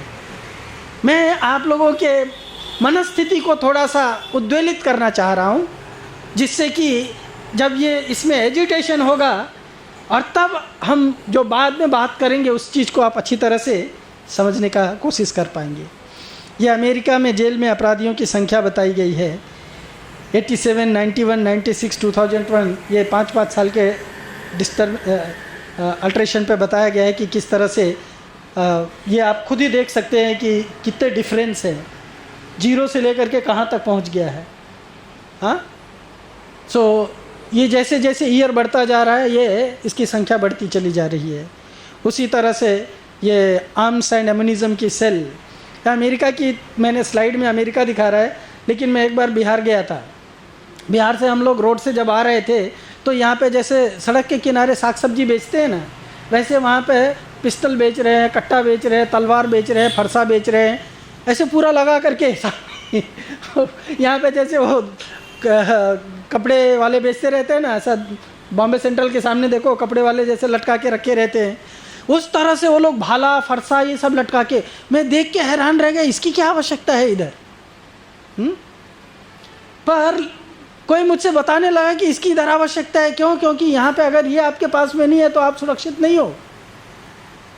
जब तक आप पुलिस को पुकारोगे, पुलिस आएगी, तब तक आपकी लाश भी जल चुकी होगी कोई बचाने वाला नहीं मिलेगा। और उसका हम लोगों ने साक्षात्कार भी किया। जैसे ही हमारी गाड़ी धनबाद में पहुंची, कुछ लोग रास्ते में खड़े थे, गुंडे लोग, पता नहीं पिए हुए थे, क्या किए हुए थे पता नहीं। हमारी गाड़ी जैसे ही पहुंची, हमारा गाड़ी का दरवाज़ा जो था, बस का दरवाज़ा, वो ग्लास डोर था, उसको एक लात मार दिया सीधा, और लात मार करके ग्लास का दरवाज़ा तोड़ दिया। मैं ड्राइवर के बगल वाली सीट पे बैठा था, काफ़ी ब्रह्मचारी पीछे बैठे हुए थे। मैं जस्ट ऐसे बाहर देखा कि आवाज़ कहाँ से आई, क्या हुआ, तो आकर के वो खिड़की पे मुझे पकड़ने का कोशिश करने लगा। बोला क्या देखता है। तो हम में से किसी की हिम्मत नहीं हुई कि हम वहाँ पे गाड़ी रोक करके उनसे प्रश्न भी करें कि ये क्यों किया तुमने। क्यों? क्योंकि हमको मालूम था कि यहाँ पे अगर हमने गाड़ी रोक करके उनसे थोड़ा सा भी वाद विवाद किया तो हम ये गाड़ी में भगवत गीता भर के जो जा रहे हैं, ये गाड़ी के साथ पूरी भगवत गीता भी जला डालेंगे, उसमें हमको भी जला डालेंगे। And nobody can do anything. ऐसी स्थिति है इंडिया में। अमेरिका की क्या बात करें। अमेरिका में बच्चा जो है, इवन स्कूल में बच्चे जो है पिस्टल रखते हैं। टीचर पढ़ाते समय अच्छा नहीं लगा तो टीचर को डायरेक्ट शूट कर देते हैं। कोई बच्चे ने कुछ गड़बड़ किया, उसके बाद अच्छा नहीं लगा तो उसको बच्चे को शूट कर देते हैं। क्यों? There is no control. और बच्चे देखते क्या हैं, क्यों इतना बिगड़ गए हैं? टीवी में, कार्टून में देखते हैं। टीवी और कार्टून में दिखाते क्या है? मार धाड़, है ना। मार धाड़ दिखाते हैं तो फिर वो बच्चा क्या सीखेगा, क्या बनाएगा वो। और मृत्यु दर भी देख लीजिए, 2005 से लेकर के 2012 तक कुछ कंट्रीज़ में क्या रही है।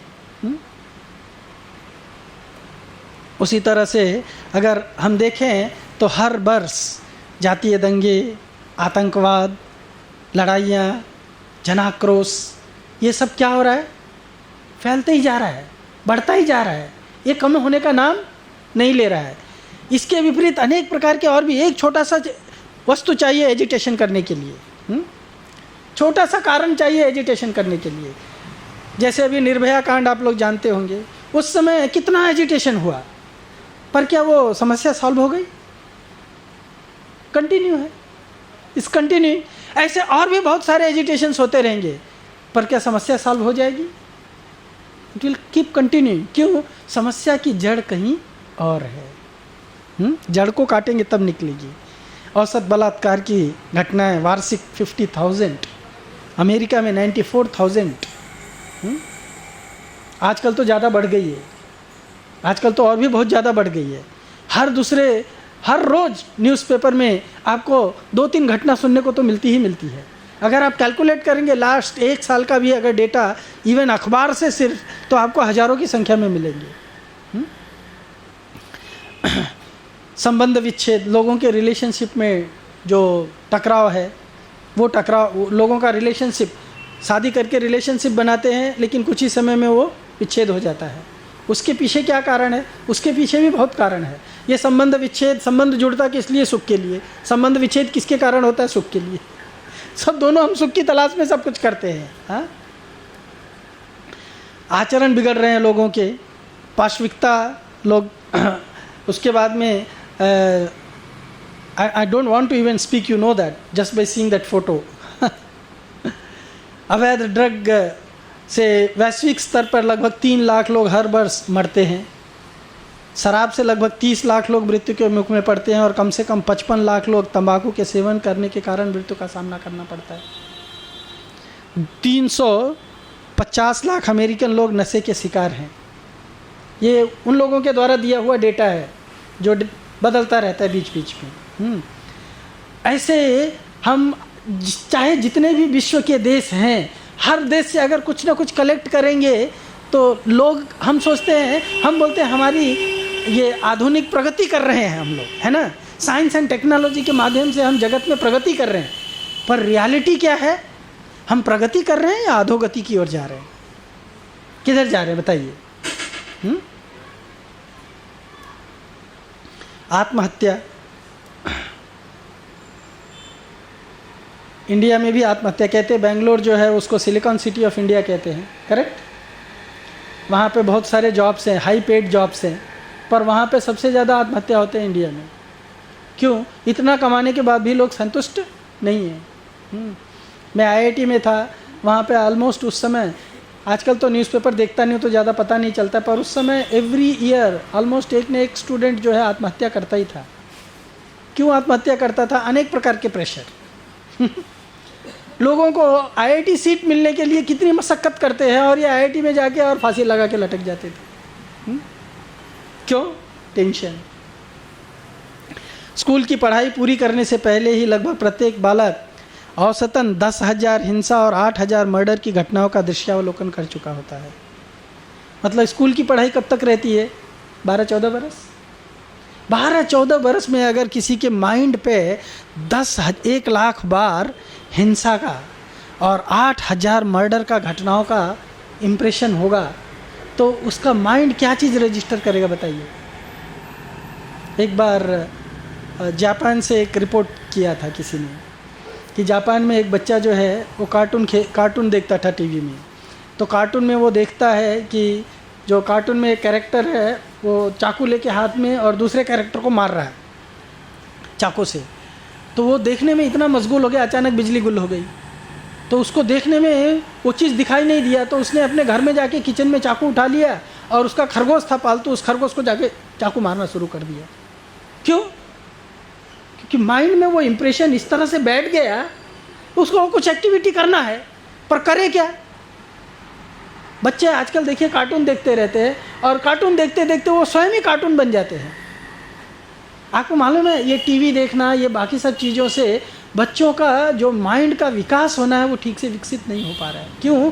क्योंकि वो कंप्यूटर के द्वारा जो अपना सारा प्रॉब्लम सॉल्व कर लेते हैं, उससे वो अपने माइंड को सोचने पे कोई बल नहीं देते हैं, इसलिए उनका माइंड भी ठीक से डेवलप नहीं होता और आगे जा कर के वो विक्षिप्त माइंड के लोग बनते हैं, हमेशा डिस्टर्ब रहते हैं, हाँ, संतुष्ट नहीं रहते हैं।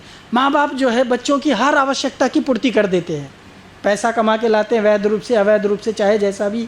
माँ पिताजी दोनों जो है नौकरी करते हैं पैसा प्राप्त करने के लिए, बच्चा घर में रहता है, जो मांगता है सब ला के दे देते हैं और जो चीज़ वो उसको मांगता है वो दे देते हैं, तो उसकी आदत पड़ जाती है और जब उसको वो नहीं मिलता है तो क्या करता है? वो विक्षिप्त हो जाता है, कुछ भी करने के लिए तैयार हो जाता है। कभी अपने आप को किल कर देता है, नहीं तो कभी दूसरे को मार देता है, कभी घर छोड़ करके भाग जाता है, कभी और कुछ करने लग जाता है।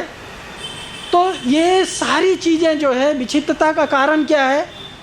क्यों? क्योंकि मनुष्य पैसे को अंधाधुंध कमाने के चक्कर में अपने दूसरे रोल को भूल चुका है, अपने दूसरे रोल को भूल चुका है। तो ये समझना बड़ा आवश्यक है हमको। ये 2000 के केस है और ये 1950 का केस है। 2000 में बच्चे कैसे डिसिप्लिन्ड थे देखो स्कूलों में, और ये 1950 में बच्चे कैसे डिसिप्लिन्ड थे और 2000 में बच्चे कैसे डिसिप्लिन्ड है। और आज तो और भी बदतर हो गया है। एटलीस्ट कम से कम कुछ तो ड्रेस पहने। आजकल आप किसी भी कॉलेज में चले जाइए, एडल्ट कॉलेज में, वहाँ पे बच्चों के और लड़कों लड़कियों के ड्रेस देख करके आपको ग्लानि होगी कि मैं कहाँ पहुँच गया हूँ। नैतिकता का इतना पतन हो गया है, लोग अपना अंग प्रदर्शन करने के लिए किसी भी चीज़ पे विचार करने के लिए सोचते तक नहीं है। वो ये तक नहीं सोचते कि मैं अपने व्यवहार से अपना तो पतन कर ही रहा हूँ, देखने वाले का पतन कर रहा हूँ। अजामिल नाम का एक कैरेक्टर भागवत में डिस्कस किया गया है। अजामिल बड़ा अच्छा ब्राह्मण था, तपस्वी था, ब्रह्मचारी था, ब्रह्मचारी नहीं था सॉरी, उसका शादी हुआ था, उसकी अच्छी पत्नी थी। लेकिन वो एक दिन फूल चुनने के लिए रास्ते में जा रहा है और रास्ते में एक शूद्र और एक शूद्रानी को आपस में लिपटा हुआ देखता है। उसको देख करके उसका पूरा दिमाग खराब हो जाता है और वो व्यक्ति इस तरह से गलत मार्ग में चला जाता है कि अपना पूरा जीवन जो है वो नष्ट कर डालता है। इतना नष्ट कर डालता है कि वो अपने माता पिता का त्याग कर देता है, अपने पत्नी का त्याग कर देता है, अपने बच्चों का त्याग कर देता है। उसी वेश्या को जिसको उसने लिपटते हुए देखा था उसी को घर में लेकर के आता है, अपना पूरा जीवन सत्यानाश कर देता है। हाँ, क्यों? एक छोटा सा दृश्य देख करके। तो ऐसे दृश्य तो हम लोग हर रोज देख रहे हैं, हम लोग सोचते तक नहीं है, हमारा कोई सोशल रिस्पॉन्सिबिलिटी हम सोचते नहीं है। इंद्रिय तृप्ति में हम इतने लिप्त हो गए हैं, हम अपने बारे में सिर्फ सोचते हैं, ये तक नहीं सोचते कि मैं जो कर रहा हूँ उसका समाज पे क्या प्रभाव पड़ेगा, समाज पे उसका क्या असर पड़ेगा। ये सब कुछ किसके कारण है? क्यों? क्योंकि हम जो मुख्य रीज़न है उसको भूल चुके हैं। वो क्या है वो हम लोग डिस्कस करेंगे। हर क्षण बढ़ रहे हैं हिंसा, मर्डर, आत्महत्या, बेरोजगारी, भ्रष्टाचार, मानसिक तनाव, बलात्कार, संबंध विच्छेद, नशे की प्रवृत्ति। तो ये सारी चीज़ें जब इस तरह से बढ़ रही हैं तो मन में निश्चित रूप से ये प्रश्न आता है कि क्या हम सही दिशा में प्रगति कर रहे हैं? अगर हम सही दिशा में प्रगति नहीं कर रहे हैं तो हम कहाँ जा रहे हैं? हमसे कहाँ भूल हुई अगर हम सही दिशा में नहीं जा रहे हैं तो? और इन सब से बचने का उपाय क्या है? कोई तरीका है जिससे हम एटलीस्ट अपने आप को बचा सकें, समाज को बचा सकें? कुछ लोग कहेंगे शांति के लिए प्रार्थना करेंगे, और होता यही है ना, सब लोग जमा हो जाते हैं और भगवान के प्रार्थना करते हैं कि सबको शांति दे ईश्वर, अल्लाह तेरे नाम, सबको सम्मति दे भगवान। अंत में भगवान की शरण प्राप्त कर लेते हैं। लेकिन प्रभुपाद जी क्या कहते हैं, स्वानों के समाज में क्या आप शांति की अपेक्षा कैसे कर सकते हैं? अगर बहुत सारे कुत्ते एक जगह खड़े रहेंगे तो आप शांति की अपेक्षा कर सकते हैं वहाँ पे? एक इधर भौंकेगा तो दूसरा इधर भौंकेगा। आजकल इलेक्शन का टाइम चल रहा है, मैं उनको कुत्ता तो नहीं बोलना चाहता हूँ, पर सिचुएशन वैसा ही है। एक आदमी अपने मंच पे खड़ा होता है भाषण देने के लिए, तो दूसरा पार्टी का आकर के उसकी मुर्दाबाद जिंदाबाद चालू कर देता है ना, उसको ढंग से भाषण, उसको अपनी बात बोलने नहीं देना चाहता है। तो ये क्या हुआ, एक भौंक रहा है, दूसरा आकर के भौंकना चालू करेगा, तो इनके भौंकने में दूसरा परेशान होता है तो फिर वो भौंकना चालू करता है। इस तरह से सब एक भौंक भौंक करके क्या करते हैं, एक कोलाहल उपस्थित कर देते हैं। और ऐसा कोलाहल उपस्थित कर देते हैं कि कौन क्या बोल रहा है किसी की कुछ समझ में आता नहीं है। पूरा कन्फ्यूज़न क्रिएट हो जाता है। सो इसीलिए प्रभुपाद जी कह रहे हैं कि स्वानों के समाज में आप शांति की अपेक्षा कैसे कर सकते हैं? मानव जीवन कुत्ते और बिल्लियों के लिए की तरह जीने के लिए नहीं है। मानव जीवन किसी अन्य उद्देश्य से दिया गया है। उस उद्देश्य को न जान करके हम केवल कुत्ते और बिल्लियों की तरह से हो गए। श्रीमद् भागवत में कहा गया है, नायम देहो देह बाधाम निलोके कष्टान कामान रहते विडभुजाम्यते तपो दिव्यम पुत्रकाये न सत्वम शुद्ध तस्मात् ब्रह्म सौख्यम तो अनंतम। मनुष्य जीवन का लक्ष्य है ब्रह्म सौख्य, अनंत ब्रह्म सौख्य की प्राप्ति करना। पर वो ब्रह्म सौख्य जो है कुत्ते और बिल्लियों की तरह से लड़ने से, एक दूसरे का छीन झपट करने से हम नहीं प्राप्त कर सकते हैं। उसके लिए हमको प्रयास करना पड़ेगा, पर वो प्रयास किस दिशा में करना है वो हमको जानना पड़ेगा। कहते हैं कि इस जगत में हर व्यक्ति, यहाँ पे एक सिकंदर को दिखाया गया है और एक छोटे से चोर को दिखाया गया है। राधा गोपीनाथ प्रभु जी एक स्टोरी बोलते हैं। वो स्टोरी बताते हैं कि एक बार सिकंदर के कैंप में, आप जानते हैं अलेक्जेंडर सिकंदर, वो इंडिया पे आक्रमण किया था और उत्तर भारत को वो पूरी तरह से जीत करके दिल्ली तक ऑलमोस्ट आ चुका था, है ना, भारत में पहुंच गया था। एक दिन वो उसके कैंप में एक कोई भारतीय चोर घुस गया और वो चोर ने उसका कुछ सामान जहाँ तक हाथ मिला उसको उठा करके भागने का प्रयास कर रहा था तो पकड़ा गया। जब वो पकड़ा गया तो उसको पकड़ करके अलेक्जेंडर के पास लेके आए और अलेक्जेंडर को बताया कि ये आपके कैंप में घुस करके चोरी कर रहा था, तो आप बताइए इसको क्या सज़ा दी जाए। तो अलेक्जेंडर ने बोला कि how dare you entered into our camp, तुम्हारी हिम्मत कैसे हुई कि तुम हमारे कैंप में आकर के चोरी कर रहे हो? इसको फांसी दे दो, बोला इसको फांसी दे दो, हमारे कैंप में आके चोरी किया। तो उस चोर ने हिम्मत करके अलेक्जेंडर को बोला कि तुम मुझे फांसी कैसे दे सकते हो, ये तुम्हारी हिम्मत कैसे है? तुम और मैं दोनों सेम काम कर रहे हैं, इनफैक्ट तुम दिन दहाड़े कर रहे हो और बहुत सारे लोगों को साथ में लेके कर रहे हो, फोर्स के साथ में लोगों का छीन झपट करके ले रहे हो जिस पे तुम्हारा स्वामित्व तो नहीं है, उसी को तो तुम भी उड़ा रहे हो। और मैं भी वही वस्तु ले रहा था जिस पे मेरा स्वामित्व तो नहीं है, पर मैं तो बहुत सारी सेना लेकर के नहीं आया था तुम्हारी तरह से लूटने के लिए। मैं तो एक चोर बन करके चुपचाप से कुछ मिला था तो उसको उठा के भाग रहा था। तो तुम अगर सज़ा देना ही चाहते हो तो तुम पहले अपने आप को सजा दो, बाद में मुझे सजा दो। हाँ, तो अलेक्जेंडर उसके हिम्मत की दाद देते हुए बोला, सही बात कह रहा है, ठीक है इसको छोड़ दो। हाँ, उसको छोड़ दिया। सो उसी तरह से हम लोग जो है इस जगत में भगवान की वस्तु लेते हैं और उस पर अपना स्वामित्व जताते हैं। और फिर जैसे चोर लोग जो है आपस में नैतिकता का डिस्कशन करते हैं ना, जैसे कुछ चोर लोग हैं किसी के यहाँ जा करके लूट के लेके आए माल, और लूट के लाने के बाद में बोले देखो भाई ईमानदारी से बांटा जाए।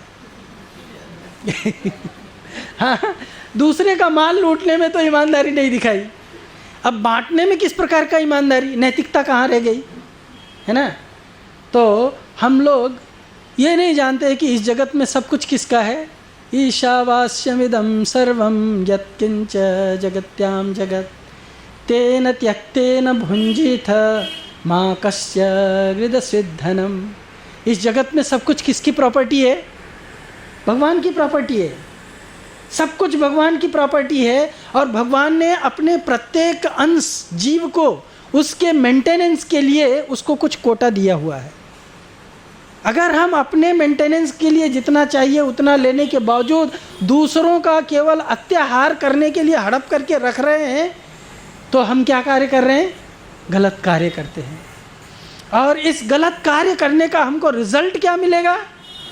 असुर्या नाम ते लोक अंधेन तमसा वृता तामस्ते प्रेत्या अभिगच्छन्ति एके च आत्महनो जनाः। इस तरह का कार्य करने वाले व्यक्ति को क्या करना पड़ेगा? मरने के बाद में ऐसे जगत में जन्म लेना पड़ेगा जहाँ सूर्य की किरणें तक नहीं पहुँचती हैं। कहाँ सूर्य की किरणें नहीं पहुँचती हैं? क्लोज्ड गटर में, डीप केव्स में, है ना। ऐसे ऐसे जगह पे हमको जाना पड़ेगा जहाँ हमको सूर्य की किरणें तक नहीं मिलेंगी। वहाँ जीवन को बहुत हमको कठिनाई से सहन करना पड़ेगा, नरक का वास करना पड़ेगा।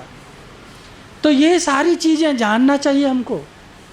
भगवान भगवत गीता के दूसरे अध्याय में कहते हैं स्वधर्मम अपि चावेक्ष्य न विकम्पितुमर्हसि।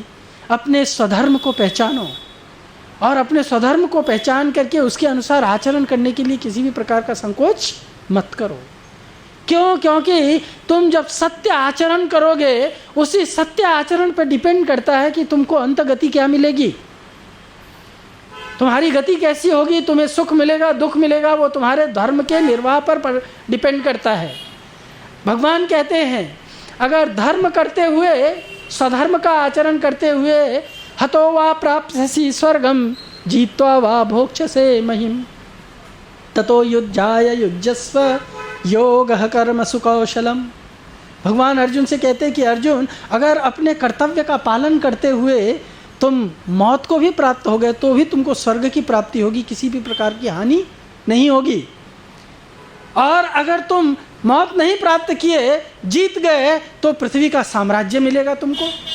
तो कर्तव्य निर्वाह में दोनों ही तरीके से फायदा है। मर गए तो भी फायदा है और जीवित रहे तो भी फायदा है। इसलिए भगवान कहते हैं ततो युद्धाय युज्यस्व। इसलिए अपने कर्तव्य का निर्वाह करने के लिए युद्ध करो, बाकी किसी अन्य चीज के लिए युद्ध मत करो। क्यों? क्योंकि कर्तव्य का निर्वाह ढंग से करना ही कर्म करने की कुशलता है, एक्सपर्टीज है। तो व्यक्ति को अपने कर्तव्य को निर्वाह करने के लिए एक्सपर्ट होना चाहिए। और एक क्षण के लिए भी जीव जो है बिना कर्म किए नहीं रह सकता है। नहीं कश्चित् क्षणमपि जातु तिष्ठति अकर्मकृत। एक क्षण भी बिना कर्तव्य किए नहीं रह सकता है। तो जब एक क्षण भी बिना कर्तव्य किए नहीं रह सकता है तो सोचना चाहिए कि क्या करना चाहिए जिससे कि परिणाम गलत ना आए। बुद्धि का कार्य, इसीलिए बुद्धि डेवलप करनी चाहिए और भगवत गीता के ये विषय हमको वो बुद्धि प्रदान करते हैं। मान लीजिए इस चित्र में दिखाए गए टी शर्टों को अगर आपको विभिन्न श्रेणियों में विभाजित करना हो तो आप कैसे विभाजित करेंगे? टी शर्ट साइज़ के हिसाब से विभाजित कर सकते हैं, कलर के हिसाब से विभाजित कर सकते हैं, डिज़ाइन के हिसाब से विभाजित कर सकते हैं, है ना। तो विभाजन क्या इंडिकेट करता है? अगर कोई चीज़ को हम क्लासीफाई करते हैं, विभाजित करते हैं, तो विभाजन क्या इंडिकेट करता है? हाँ, difference and similarity, difference and also similarity, है ना। Same birds of same feather flock together, समझ में आया ना। एक ही जैसे जो लोग हैं वो एक कैटेगरी में हैं, अलग रंग, अलग रूप, अलग टेस्ट, वो अलग कैटेगरी है। सो इसीलिए मान लीजिए अगर आप कॉलेज में एडमिशन लेना चाहते हैं तो उसमें कितने डिविजन्स होते हैं, उसमें रिजर्व कैटेगरी होता है ना, और अनरिजर्व कैटेगरी होता है। रिजर्व कैटेगरी में भी बहुत सारा कैटेगरी होता है। सो ये कैटेगरी क्या इंडिकेट करता है, सम फैसिलिटीज, सम सिमिलैरिटी, सम डिफरेंसेस, है ना। अगर कोई SC ST का है तो उसको 40% पर भी एडमिशन मिल जाएगा, कोई जनरल कैटेगरी का है तो उसको 60% भी है तो भी उसमें ही एडमिशन उसको नहीं होगा, है ना। तो कहीं कहीं ये भी डिज़ाइन करते हैं कि ये इस कम्युनिटी का कॉलेज है या इस कम्युनिटी के लोगों के लिए यहाँ एंट्री है। जैसे वो मंदिर होता है ना एक सिनागाग, वहाँ पे बाहर लिखा रहता है, अग्यारी बोलते हैं ना उसको, यहाँ हिंदी में अग्यारी बोलते हैं, तो उस पर लिखा रहता है कि केवल एक पर्टिकुलर कम्युनिटी के लोग ही इस मंदिर में प्रवेश कर सकते हैं, दूसरा लोग नहीं आना है। बाहर बोर्ड पे लिखा रहता है ना, लिखा रहता है कि नहीं लिखा रहता। तो that is divided according to category, so there is some similarity, some differences, ये इंडिकेट करता है। उसी तरह से रेलवे के टिकटों में भी बहुत प्रकार का वर्गीकरण है, first class, second class, general class. हवाई जहाज के सीटों के लिए भी श्रेणियाँ डिवाइडेड है, economy class, business class, like that. So ये एकता और भिन्नता, समानता और भिन्नता ये दिखाता है, इसकी ओर इशारा करता है। उसी तरह से हम अगर अपने चारों ओर देखें वस्तुओं को और उनका वर्गीकरण करना आरंभ करें तो हमको अपने चारों ओर क्या दिखाई देते हैं, अनेक प्रकार के जीव जंतु दिखाई देते हैं, पक्षी दिखाई देते हैं और प्राणी दिखाई देते हैं, है ना। बहुत सारी चीज़ें दिखाई देती हैं हमको। सो इसमें हम अगर इसको ब्रॉड कैटेगराइज करें, ब्रॉडली कैटेगराइज करें तो एक को रख देते हैं पशु की योनि में और दूसरे को रख देते हैं मनुष्य की योनि में। सो पशु और मनुष्य जब दो डिफरेंट कैटेगरी हो गए तो इसमें कुछ भिन्नता होनी चाहिए और कुछ समानता होनी चाहिए। तो पशुओं में और मनुष्यों में किस रूप की भिन्नता है और किस रूप की समानता है, ये जानने की कोशिश करेंगे। सो ये भिन्नता और समानता एक से अधिक बात की ओर इशारा करती है। समानता और भिन्नता बताते हैं कि मनुष्य और पशु में समानता और भिन्नता क्या है। मनुष्य और पशु में समानता और भिन्नता देखो, पहली समानता और भिन्नता ये है कि पशु पक्षियों में आप कहेंगे, मैं अगर आपसे पूछूं तो आप कहेंगे कि तर्क वितर्क करने का समानता भिन्नता है। आप कहेंगे कि पशु पक्षी, मनुष्य जो है वो ज़्यादा तर्क वितर्क करता है, पशु तर्क नहीं करता है, पर करता है कि नहीं करता है? पशु तर्क करता है कि नहीं करता है? करता है ना, पर किस स्टेज तक?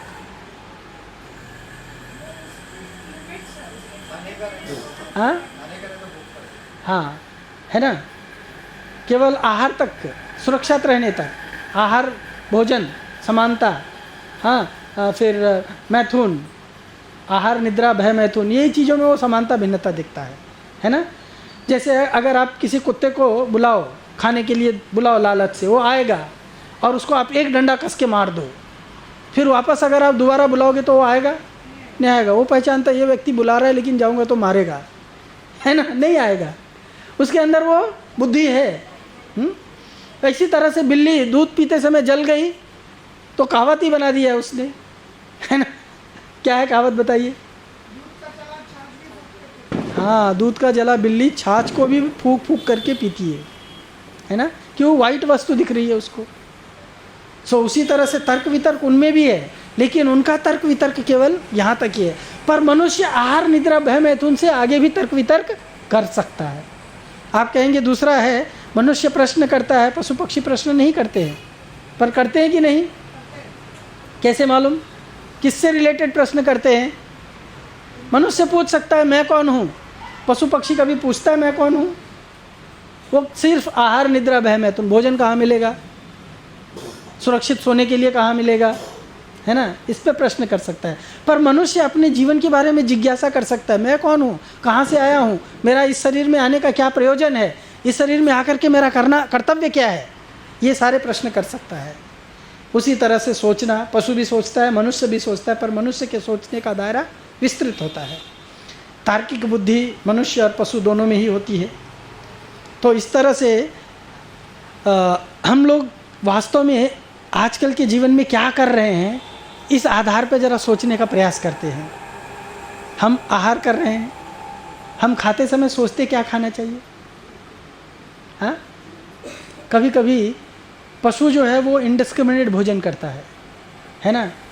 और मुझे तो लगता है कि पशु से भी ज़्यादा इंडिस्क्रिमिनेट भोजन मनुष्य करता है।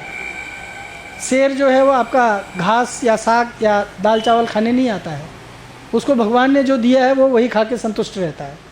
लेकिन हम तो हमारा दाल चावल भी खा लेते हैं और पशुओं को भी पकड़ करके मार के खा जाते हैं। उनका भी भोजन खा जाते हैं हम है ना, अपनी बुद्धि का इस्तेमाल करके। क्या खाना चाहिए वो भी लोग नहीं सोचते हैं। आप लोगों को एक दिन मैं बताया था, वो प्रभु जी कल मुझे रिमाइंड कर रहे थे, पर मैं आज वो नहीं बताऊंगा। हाँ, क्या क्या व्यक्ति खाता है इस जगत में। केक भी बनाया तो देखो कैसा बनाया। हाँ, सोने के लिए हम सोने के लिए क्या ढूंढते हैं? बहुत अच्छा खटिया हो, इन्वायरमेंट हो, एसी रूम हो, शांत हो। पशु भी सो जाता है। भय के लिए हम लोगों ने बहुत सारे मशीन गन इत्यादि डेवलप कर लिए हैं। और मैथुन, ये तो सब लोग ही लगे हुए हैं। पशु भी आहार करता है। डिफरेंस इतना है कि हम प्रोसेस करके खाते, वो अनप्रोसेस्ड खाता है। पशु भी सोता है, जहाँ जगह मिल गई वहीं सो जाता है। तो भय से अपनी सुरक्षा पशु भी करता है, मनुष्य भी करते हैं। और मैथुन भी पशु और मनुष्य दोनों ही लगे हुए हैं। तो इस तरह से मनुष्यों और पशुओं में 4 क्रियाएं देखा जाए तो समान हैं। आहार निद्रा भय मैथुनम च सामान्य ये तत् पशु भी नराणाम। लेकिन मनुष्य भिन्न क्यों है? धर्मो हि तेषाम अधिको विशेषो धर्मेण हीना पशु भी समान। मनुष्य में धर्म एक अलग विशेष आचरण है जो पशुओं में देखा नहीं जाता है। और इसी धर्म के आचरण के कारण मनुष्य जो है वो पशुओं से भिन्न है। अन्यथा अगर मनुष्य धर्म का आचरण नहीं करता है तो वो पशुओं से कोई भिन्न नहीं है। ये महाभारत की बात है। आहार निद्रा भय मैथुन सभी पशु और मनुष्य दोनों में समान है। शास्त्र हमको बताते हैं कि यदि हम मानव होकर के भी केवल आहार निद्रा और भय मैथुन में ही दिन रात लगे रहेंगे तो हम क्या हैं? तो हम पशुओं से किसी भी प्रकार से भिन्न नहीं हैं। हम लोग कौन हैं? धर्मेण हीना पशु भी समाना। धर्म के बिना केवल पशु ही हैं। हाँ, कैसा पशु? सुंदर परिधान किया हुआ 2 पैरों वाला द्विपाद पशु। वो 4 पैरों वाला पशु है और हम लोग 2 पैरों वाले पशु हैं। बस यही डिफरेंस है। तो कोट टाई इत्यादि पहन के द्विपाद पशु हैं, पर हम भी आचरण कैसा है? पशुओं की तरह से ही है। केवल सांसारिक क्रियाकलापों में दिन रात व्यस्त रहना, या हम लोग ये देखिए दिन रात खेल कूद में लगे हैं, पॉलिटिकल एक्टिविटीज़, सौंदर्य प्रसाधन इत्यादि में। ये सारी चीज़ें क्या है? ये पशु भी इसी में लगा हुआ है। सांसारिक एक क्रियाकलापों में दिन रात लगा हुआ है और इंद्रिय तृप्ति के घृणित स्तर तक हम लोग इसके कारण आसक्त हो जाते हैं। ये आसक्ति हमें कहाँ लेके जाती है?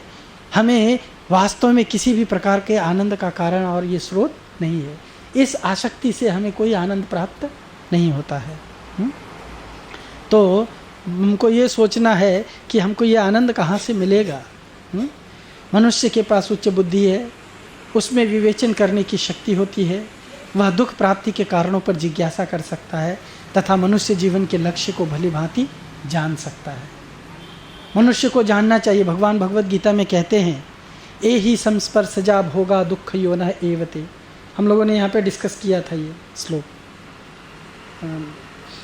नंदीश्वर मंदिर में, नंदिकेश्वर शिवाजी के मंदिर में, शिव जी की। वहाँ पे हम लोगों ने डिस्कस किया था कि इंद्रिय और इंद्रिय विषयों का जो संसर्ग है, जो कांटेक्ट है, वो हमें क्या देने वाला है? दुख ही देने वाला है। इससे केवल दुख ही उत्पन्न होता है। बुद्धिमान व्यक्ति इंद्रिय जनित सुख और दुखों में आसक्त नहीं होता, क्योंकि वह जानता है कि ये सब क्षणिक है और अंततः दुख का कारण है। इसीलिए हमारे जीवन का लक्ष्य क्या है ये हमको जानना चाहिए। तो हम लोग डिस्कस कर रहे हैं आज, हमारे जीवन का लक्ष्य है सुख प्राप्ति, करेक्ट। हमारे जीवन का लक्ष्य अगर सुख प्राप्ति है तो सुख कैसा होना चाहिए? शाश्वत होना चाहिए, ऐसा सुख जो कभी नष्ट न हो, ऐसा सुख जो हमेशा बढ़ता रहे। आनंद आम्बुधि वर्धनम, हाँ, हमेशा बढ़ता रहे, वो कभी नीचे न जाए, घटे न। ऐसा सुख जो हम अपने प्रियजनों के साथ बांट सकें, और ऐसा सुख जिसमें विविधता हो, वैरायटी हो। चाहते हैं सब लोग ऐसे ही सुख चाहते हैं कि नहीं? पर इसमें से हमको ये सारे सुख मिलते हैं? क्या हम ऐसा ही सुख चाहते हैं? आप सब लोग हाँ कहेंगे, है ना? हाँ कहेंगे ना? लेकिन उपरोक्त लक्षण होने पर हमारा सुख जो है वो कैसा है? सापेक्षिक है। हाँ, उपरोक्त लक्षण न होने पर हमारा सुख जो है वो सापेक्षिक है। सापेक्षिक मतलब रिलेटिव है। रिलेटिव यानी एक के लिए सुख है तो दूसरे के लिए दुख है, उसको सापेक्षिक कहा जाता है। और इस तरह से अगर हम देखें तो दुख या सुख जो है वो दो प्रकार का होता है, एक शाश्वत सुख कहलाता है और एक सापेक्षिक सुख कहलाता है। तो ये दोनों सुख कैसे प्राप्त होते हैं? कैसे प्राप्त होते हैं? सापेक्षिक सुख जो है वो सापेक्षिक समस्याओं के समाधान करने से प्राप्त होता है, और शाश्वत सुख जो है वो असली समस्याओं के समाधान करने से प्राप्त होता है। सापेक्षिक सुख क्या होता है? जैसे कुछ समय हमको बीमारी हो गई, सिर दर्द करने लग गया, हाँ, सापेक्षिक समस्या क्या है? जो एक व्यक्ति के लिए तो आहार होता है लेकिन दूसरे के लिए जहर होता है। कुछ उदाहरण यहाँ पे प्रस्तुत किया है। दांत का दर्द रोगी के लिए क्या है? कष्ट है, और दांत के डॉक्टर के लिए लॉटरी है है ना? दांत का दर्द, जिसका दांत दर्द कर रहा है उसके लिए तो दुख है, पर डॉक्टर के लिए लॉटरी है। छाता वाला और सब्जी वाला।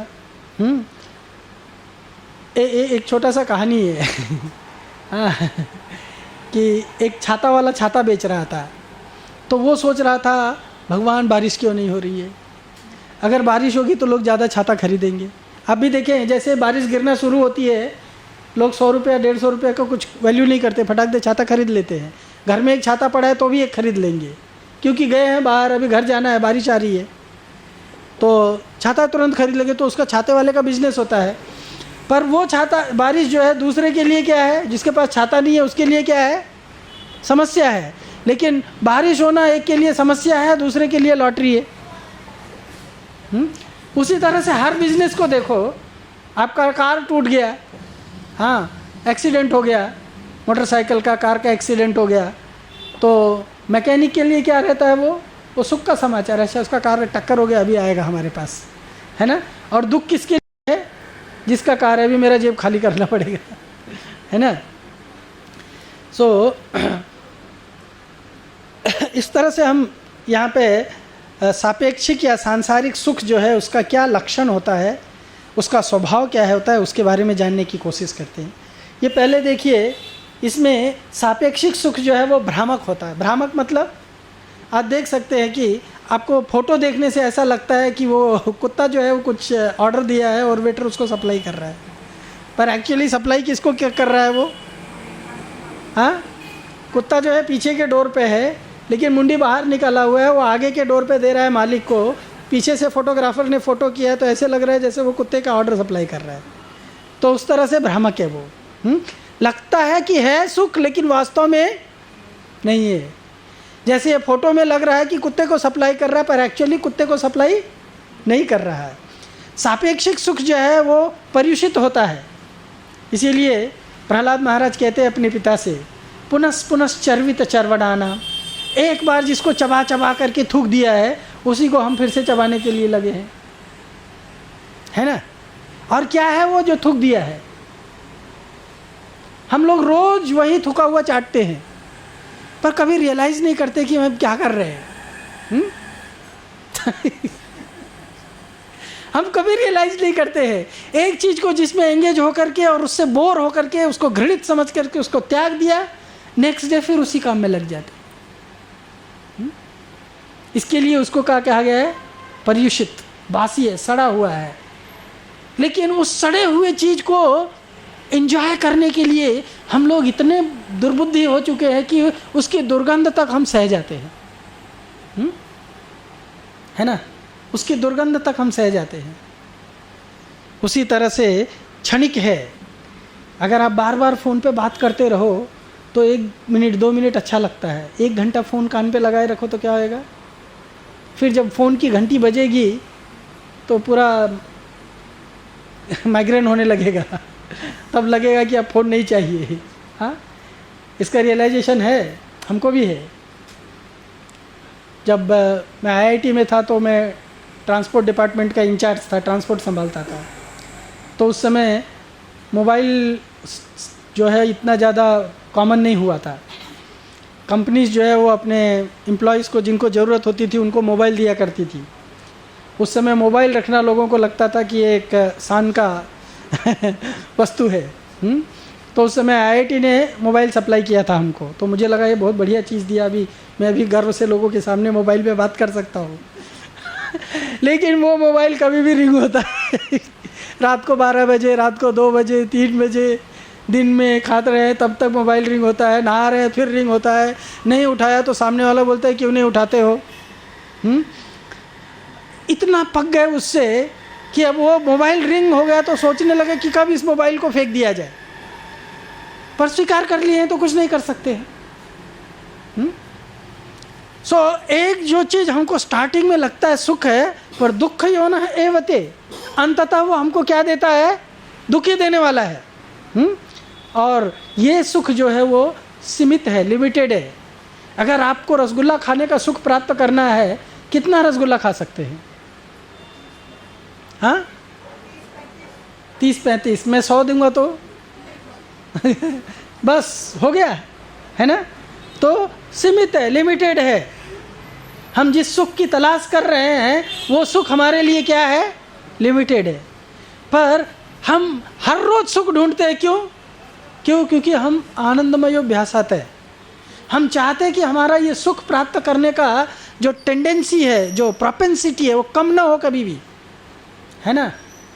लेकिन प्राप्त करने जाते हैं, थोड़ा सा भोग किए, बाद में उस दिन के लिए ख़त्म। उस दिन दोबारा कोई दोबारा कहे कि नहीं कितना भी और भोग लो, आपको फ्री में खिला रहा हूँ, लेकिन हम फिर भी खाने के लिए तैयार नहीं होंगे। तो लिमिटेड है। ये सापेक्षिक सुख के लक्षण है। हाँ, ये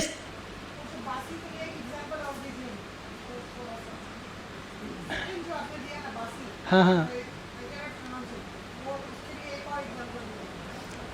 ये आप इसकी बात करें, पर्युषित, बासी। हाँ, मैंने एक एग्जांपल दिया ना कि हम लोग जिस सुख को भोगने के, I didn't become so explicit, right. हाँ, no, I don't want to go into that. Some example came into my mind. I mean, I gave one example also that पुनश्चर्वित चर्वणानाम। हम जिस चीज़ को बार बार यूज़ करके और उसको छोड़ चुके हैं, हमको लगता है अब इस चीज़ में एंगेज नहीं होंगे। आपको एक सिंपल उदाहरण देता हूँ। अगर एक पत्नी विवाह करती है, हाँ, तो उसको विवाह करने के बाद में उसके स्टार्टिंग में आकांक्षा होती है कि मुझे एक पुत्र की प्राप्ति हो, संतान की प्राप्ति हो। संतान प्राप्त करने के लिए वो बहुत व्यग्र रहती है, और जब भगवान की कृपा से उसको संतान मिल जाता है, पर जब वो संतान को पैदा करती है, उसको पैदा करने में उसको इतना भयानक कष्ट होता है ना। उस समय वो मन में रिजॉल्व करती है अब नहीं बच्चा पैदा करूँगी। हाँ, क्यों? क्योंकि वो पीड़ा सहन नहीं होती है उसको। ये डॉक्टर लोग बताते हैं।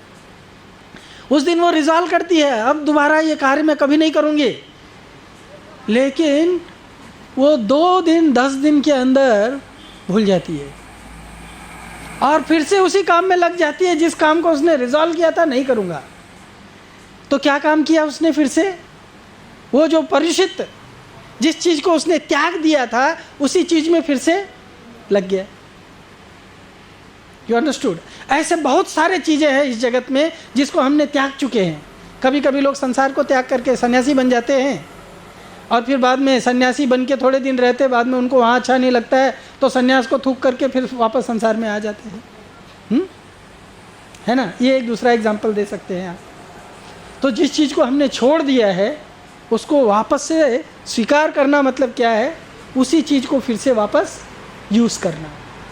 सो ये भ्रामक है ये सुख। इसके कारण ये जो सुख जो है ये पर्युषित है, लेकिन हम पर्युषित खाने के लिए बार बार उसी चीज़ को, जो बच गया रात को उसी को तो बासी कहते हैं ना, है ना। तो हम फ्रेश खाना मतलब फ्रेश क्रिएट करके खाएं।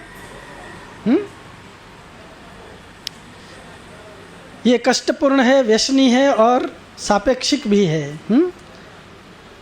और ये और क्या है, ये क्षण भंगुर है, तुरंत नष्ट होने वाला है।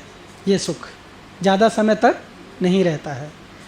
कष्टपूर्ण क्यों है, ये दारू पीने वाले का एग्जाम्पल दिया है इसमें। ये दारू पीने वाला जो है वो ये सोच के जाता है कि मैं ये पीने से सुख मिलेगा, पर पीने के बाद में वो बेचारा गिर जाता है गटर में, सड़क पे, बीच में। हाँ, तो उसका वो सुख किस में कन्वर्ट हो जाता है। अब वो उसको मालूम नहीं है क्या हालत हो रही है उसकी, है ना। तो कष्टपूर्ण है, उसके शरीर को कष्ट होता है, उसके आचरण को लोग उसको बाद में गालियाँ देते हैं कि तुम क्या है, ऐसा है, बेवड़ा है, अनेक प्रकार का नाम दे देते हैं उसको। पर वो उस सुख को, उस परिचित सुख को प्राप्त करने के लिए क्या करता है, बार बार उसी में लगा रहता है। व्यसनी है, आदत लग जाती है ऐसे सुख की और आदत छूटती नहीं है। तो क्या करता है व्यसन, वो व्यक्ति को जलाता है। जैसे कोई ड्रग पीना शुरू कर दे और ड्रग नहीं पीता है तो क्या होता है, उसको बहुत कष्ट होता है। चाय में भी ड्रग है, कॉफ़ी में भी ड्रग है। कौन सा ड्रग है, निकोटिन ड्रग है। हम लोग वो निकोटिन ड्रग पीते हैं हर रोज़, उससे हमारी आदत पड़ जाती है। और निकोटिन ड्रग जो है वो हैबिट फार्मिंग ड्रग है। एक बार जब आदत पड़ गई तो दोबारा अगर उसका सेवन नहीं किया तो शरीर को बहुत कष्ट होता है। तो इसीलिए लोग चाय पीने के क्या बन जाते हैं, व्यसनी बन जाते हैं। आदत पड़ जाती है, वो नहीं पिएंगे तो उनको दलाता है वो, लेकिन वो एक्चुअली किस चीज़ का नशा कर रहे हैं, वो अपने ही आप को धीरे धीरे मार रहे हैं। तो इसीलिए उसको व्यसनी कहा गया है। सापेक्षिक सुख है। हाँ, सुख जो है ये सापेक्षिक है, एक के लिए जहर है तो दूसरे के लिए क्या कहते हैं उसको, उसका फूड है। क्षण भंगुर है, ये कभी भी नष्ट हो सकता है। हाँ, हम कार में जा रहे हैं, कार को कहीं भी ठोक दिया या कभी कुछ एजिटेशन हो गया तो जल गया, अपने आप भी कभी जल जाता है। पेट्रोल वोट्रोल का टंकी लूज हो गया तो, है ना, तो अपने आप भी जल सकता है। तो क्षण भंगुर है, कभी भी कुछ भी हो सकता है। इसलिए किसी भी हद तक का सांसारिक सुख आत्मा को वास्तविक सुख प्रदान नहीं कर सकता है। हम लोग शरीर के लिए नहीं बात कर रहे हैं, आत्मा की बात कर रहे हैं। आत्मा को चाहे आप कुछ भी दो, अगर समुद्र में से या जल में से मछली को निकाल के बोलो कि मैं तुमको कोको कोला के बोतल में रखूँगा या कोको कोला के टैंक में भर के रखूँगा, हाँ, तो उसको क्या सुख मिलने वाला है। कोको कोला आपका पानी से ज़्यादा महंगा हो सकता है ना, आपके लिए उसके लिए सुख का पॉइंट हो सकता है, पर उसको सुख मिलने वाला है। उसी तरह से आत्मा जो इस जगत में आ गया है उसका सुख किसी और चीज़ में है। वो इस जगत की बाह्य वस्तुएं देने से उसको सुख मिलने वाला नहीं है। पशु और मनुष्य में इसीलिए भिन्नता है। आहार निद्रा भय मैथुन, पशु जिज्ञासा करता है आहार निद्रा भय मैथुन का, मनुष्य जिज्ञासा करता है जन्म और मृत्यु का। मेरा जन्म क्यों हुआ, मैं कब मरूंगा, क्यों मरूंगा, मरने के बाद में मैं कहाँ जाऊंगा। हाँ, जैसे यहाँ पे देखो इसमें बताया गया है, एक जगह पे मीट शॉप है, वहाँ पे इसके जैसे किसी पशु को काट करके, बकरे को काट करके लटकाया गया है। ये देख रहा है कि मेरा दोस्त को काट करके लटकाया है और उसको बोटी बोटी काट करके दूसरे को बेच रहा है, फिर भी हरी हरी घास खाने के लिए क्या है, अपना हरी हरी घास खाने के लिए वो बैठा हुआ है। उसको लग रहा है कि मैं अच्छी चीज़ें खा रहा हूँ, हाँ, मेरे लिए ये सुख है, पर वो इसको ध्यान में नहीं है कि अभी मरूंगा। है ना। कहते हैं कि धर्मशास्त्र में बताया गया है कि लोग कहते हैं कि ये चीज़ मेरा है, मैं करता रहता है ना। असनम में, वसनम में, जाया में, बंधु वर्गों में, ये मेरा है, वो मेरा है, वो मेरा है, मेरा मेरा मैं बकरे की तरह से करते रहते, पर भूल जाते हैं कि काल वृक्ष, काल रूपी भेड़िया आ रहा है और उस बकरे को दबोच करके ले करके चला जाएगा। एक बार दबोच करके लेके चला गया तो उसके पास क्या रह जाएगा। लेकिन मूर्खता है। मूर्खता एक है कि एक बार मैंने नेशनल जियोग्राफी के एक कवर पेज पे देखा था, उसमें फोटोग्राफर ने बहुत बढ़िया फ़ोटो खींचा था। एक सांप ने एक मेढक को पीछे साइड से आधा निगल लिया है, और मेढक के सामने से, मेढक जो है वो काल के मुख में है, मरने वाला है, और मेढक के सामने से एक फ्लाई उड़ता हुआ जा रहा है और मेढक अपनी जीवा निकाल करके फ्लाई को पकड़ने की कोशिश कर रहा है। मतलब क्या है, खुद तो काल के मुख में चला गया है, लेकिन फिर भी भोग करने की अभिलाषा नष्ट नहीं हुई है। शंकराचार्य जी कहते हैं, अंगम गलितम पलितम मुंडम दसन विहीनम जातम तुंडम वृद्धो याति गृहीत्वा दंडम तदपि न मुंजति आशा पिंडम। क्या कह रहे हैं? अंगम गलितम, अंग जो है झुर्रियाँ लटक गई हैं, एक एक चमड़ा जो है लटक रहा है, मांसपेशियाँ ढीली हो रही हैं, अंग पूरी तरह से गल गया, हड्डी हड्डी दिख रहा है। फलितम मुंडम, सिर से सारे बाल गिर चुके हैं या गिरने के प्रोसेस में आ गए हैं। सिर से सारे बाल गिर चुके हैं। दसन विहीनम जातम तुंडम, मुख से सारे दांत गिर चुके हैं। की आशा, इस जगत को भोग करने की आशा। मैंने एक एग्जाम्पल बहुत बार सुनाया होगा, आप में से कुछ लोगों को पता होगा। मैं एक बार टेंपल में बैठा जप कर रहा था, तो एक ओल्ड माता जी आए।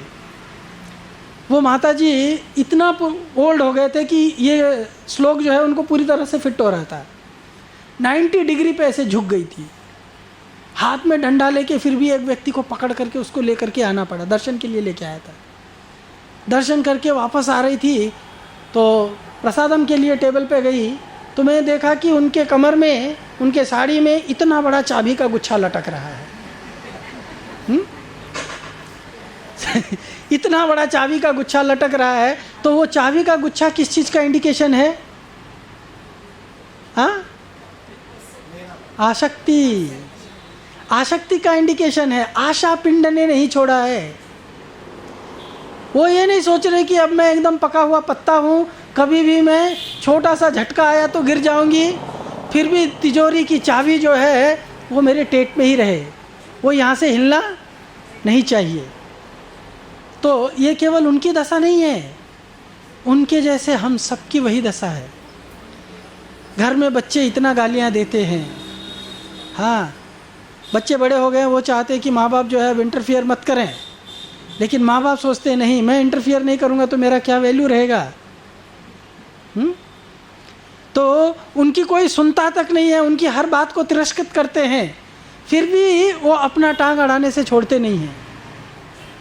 ना तो उनकी इज्जत वो खुद करते हैं, ना तो उनकी इज्जत उनके परिवार के लोग करते हैं।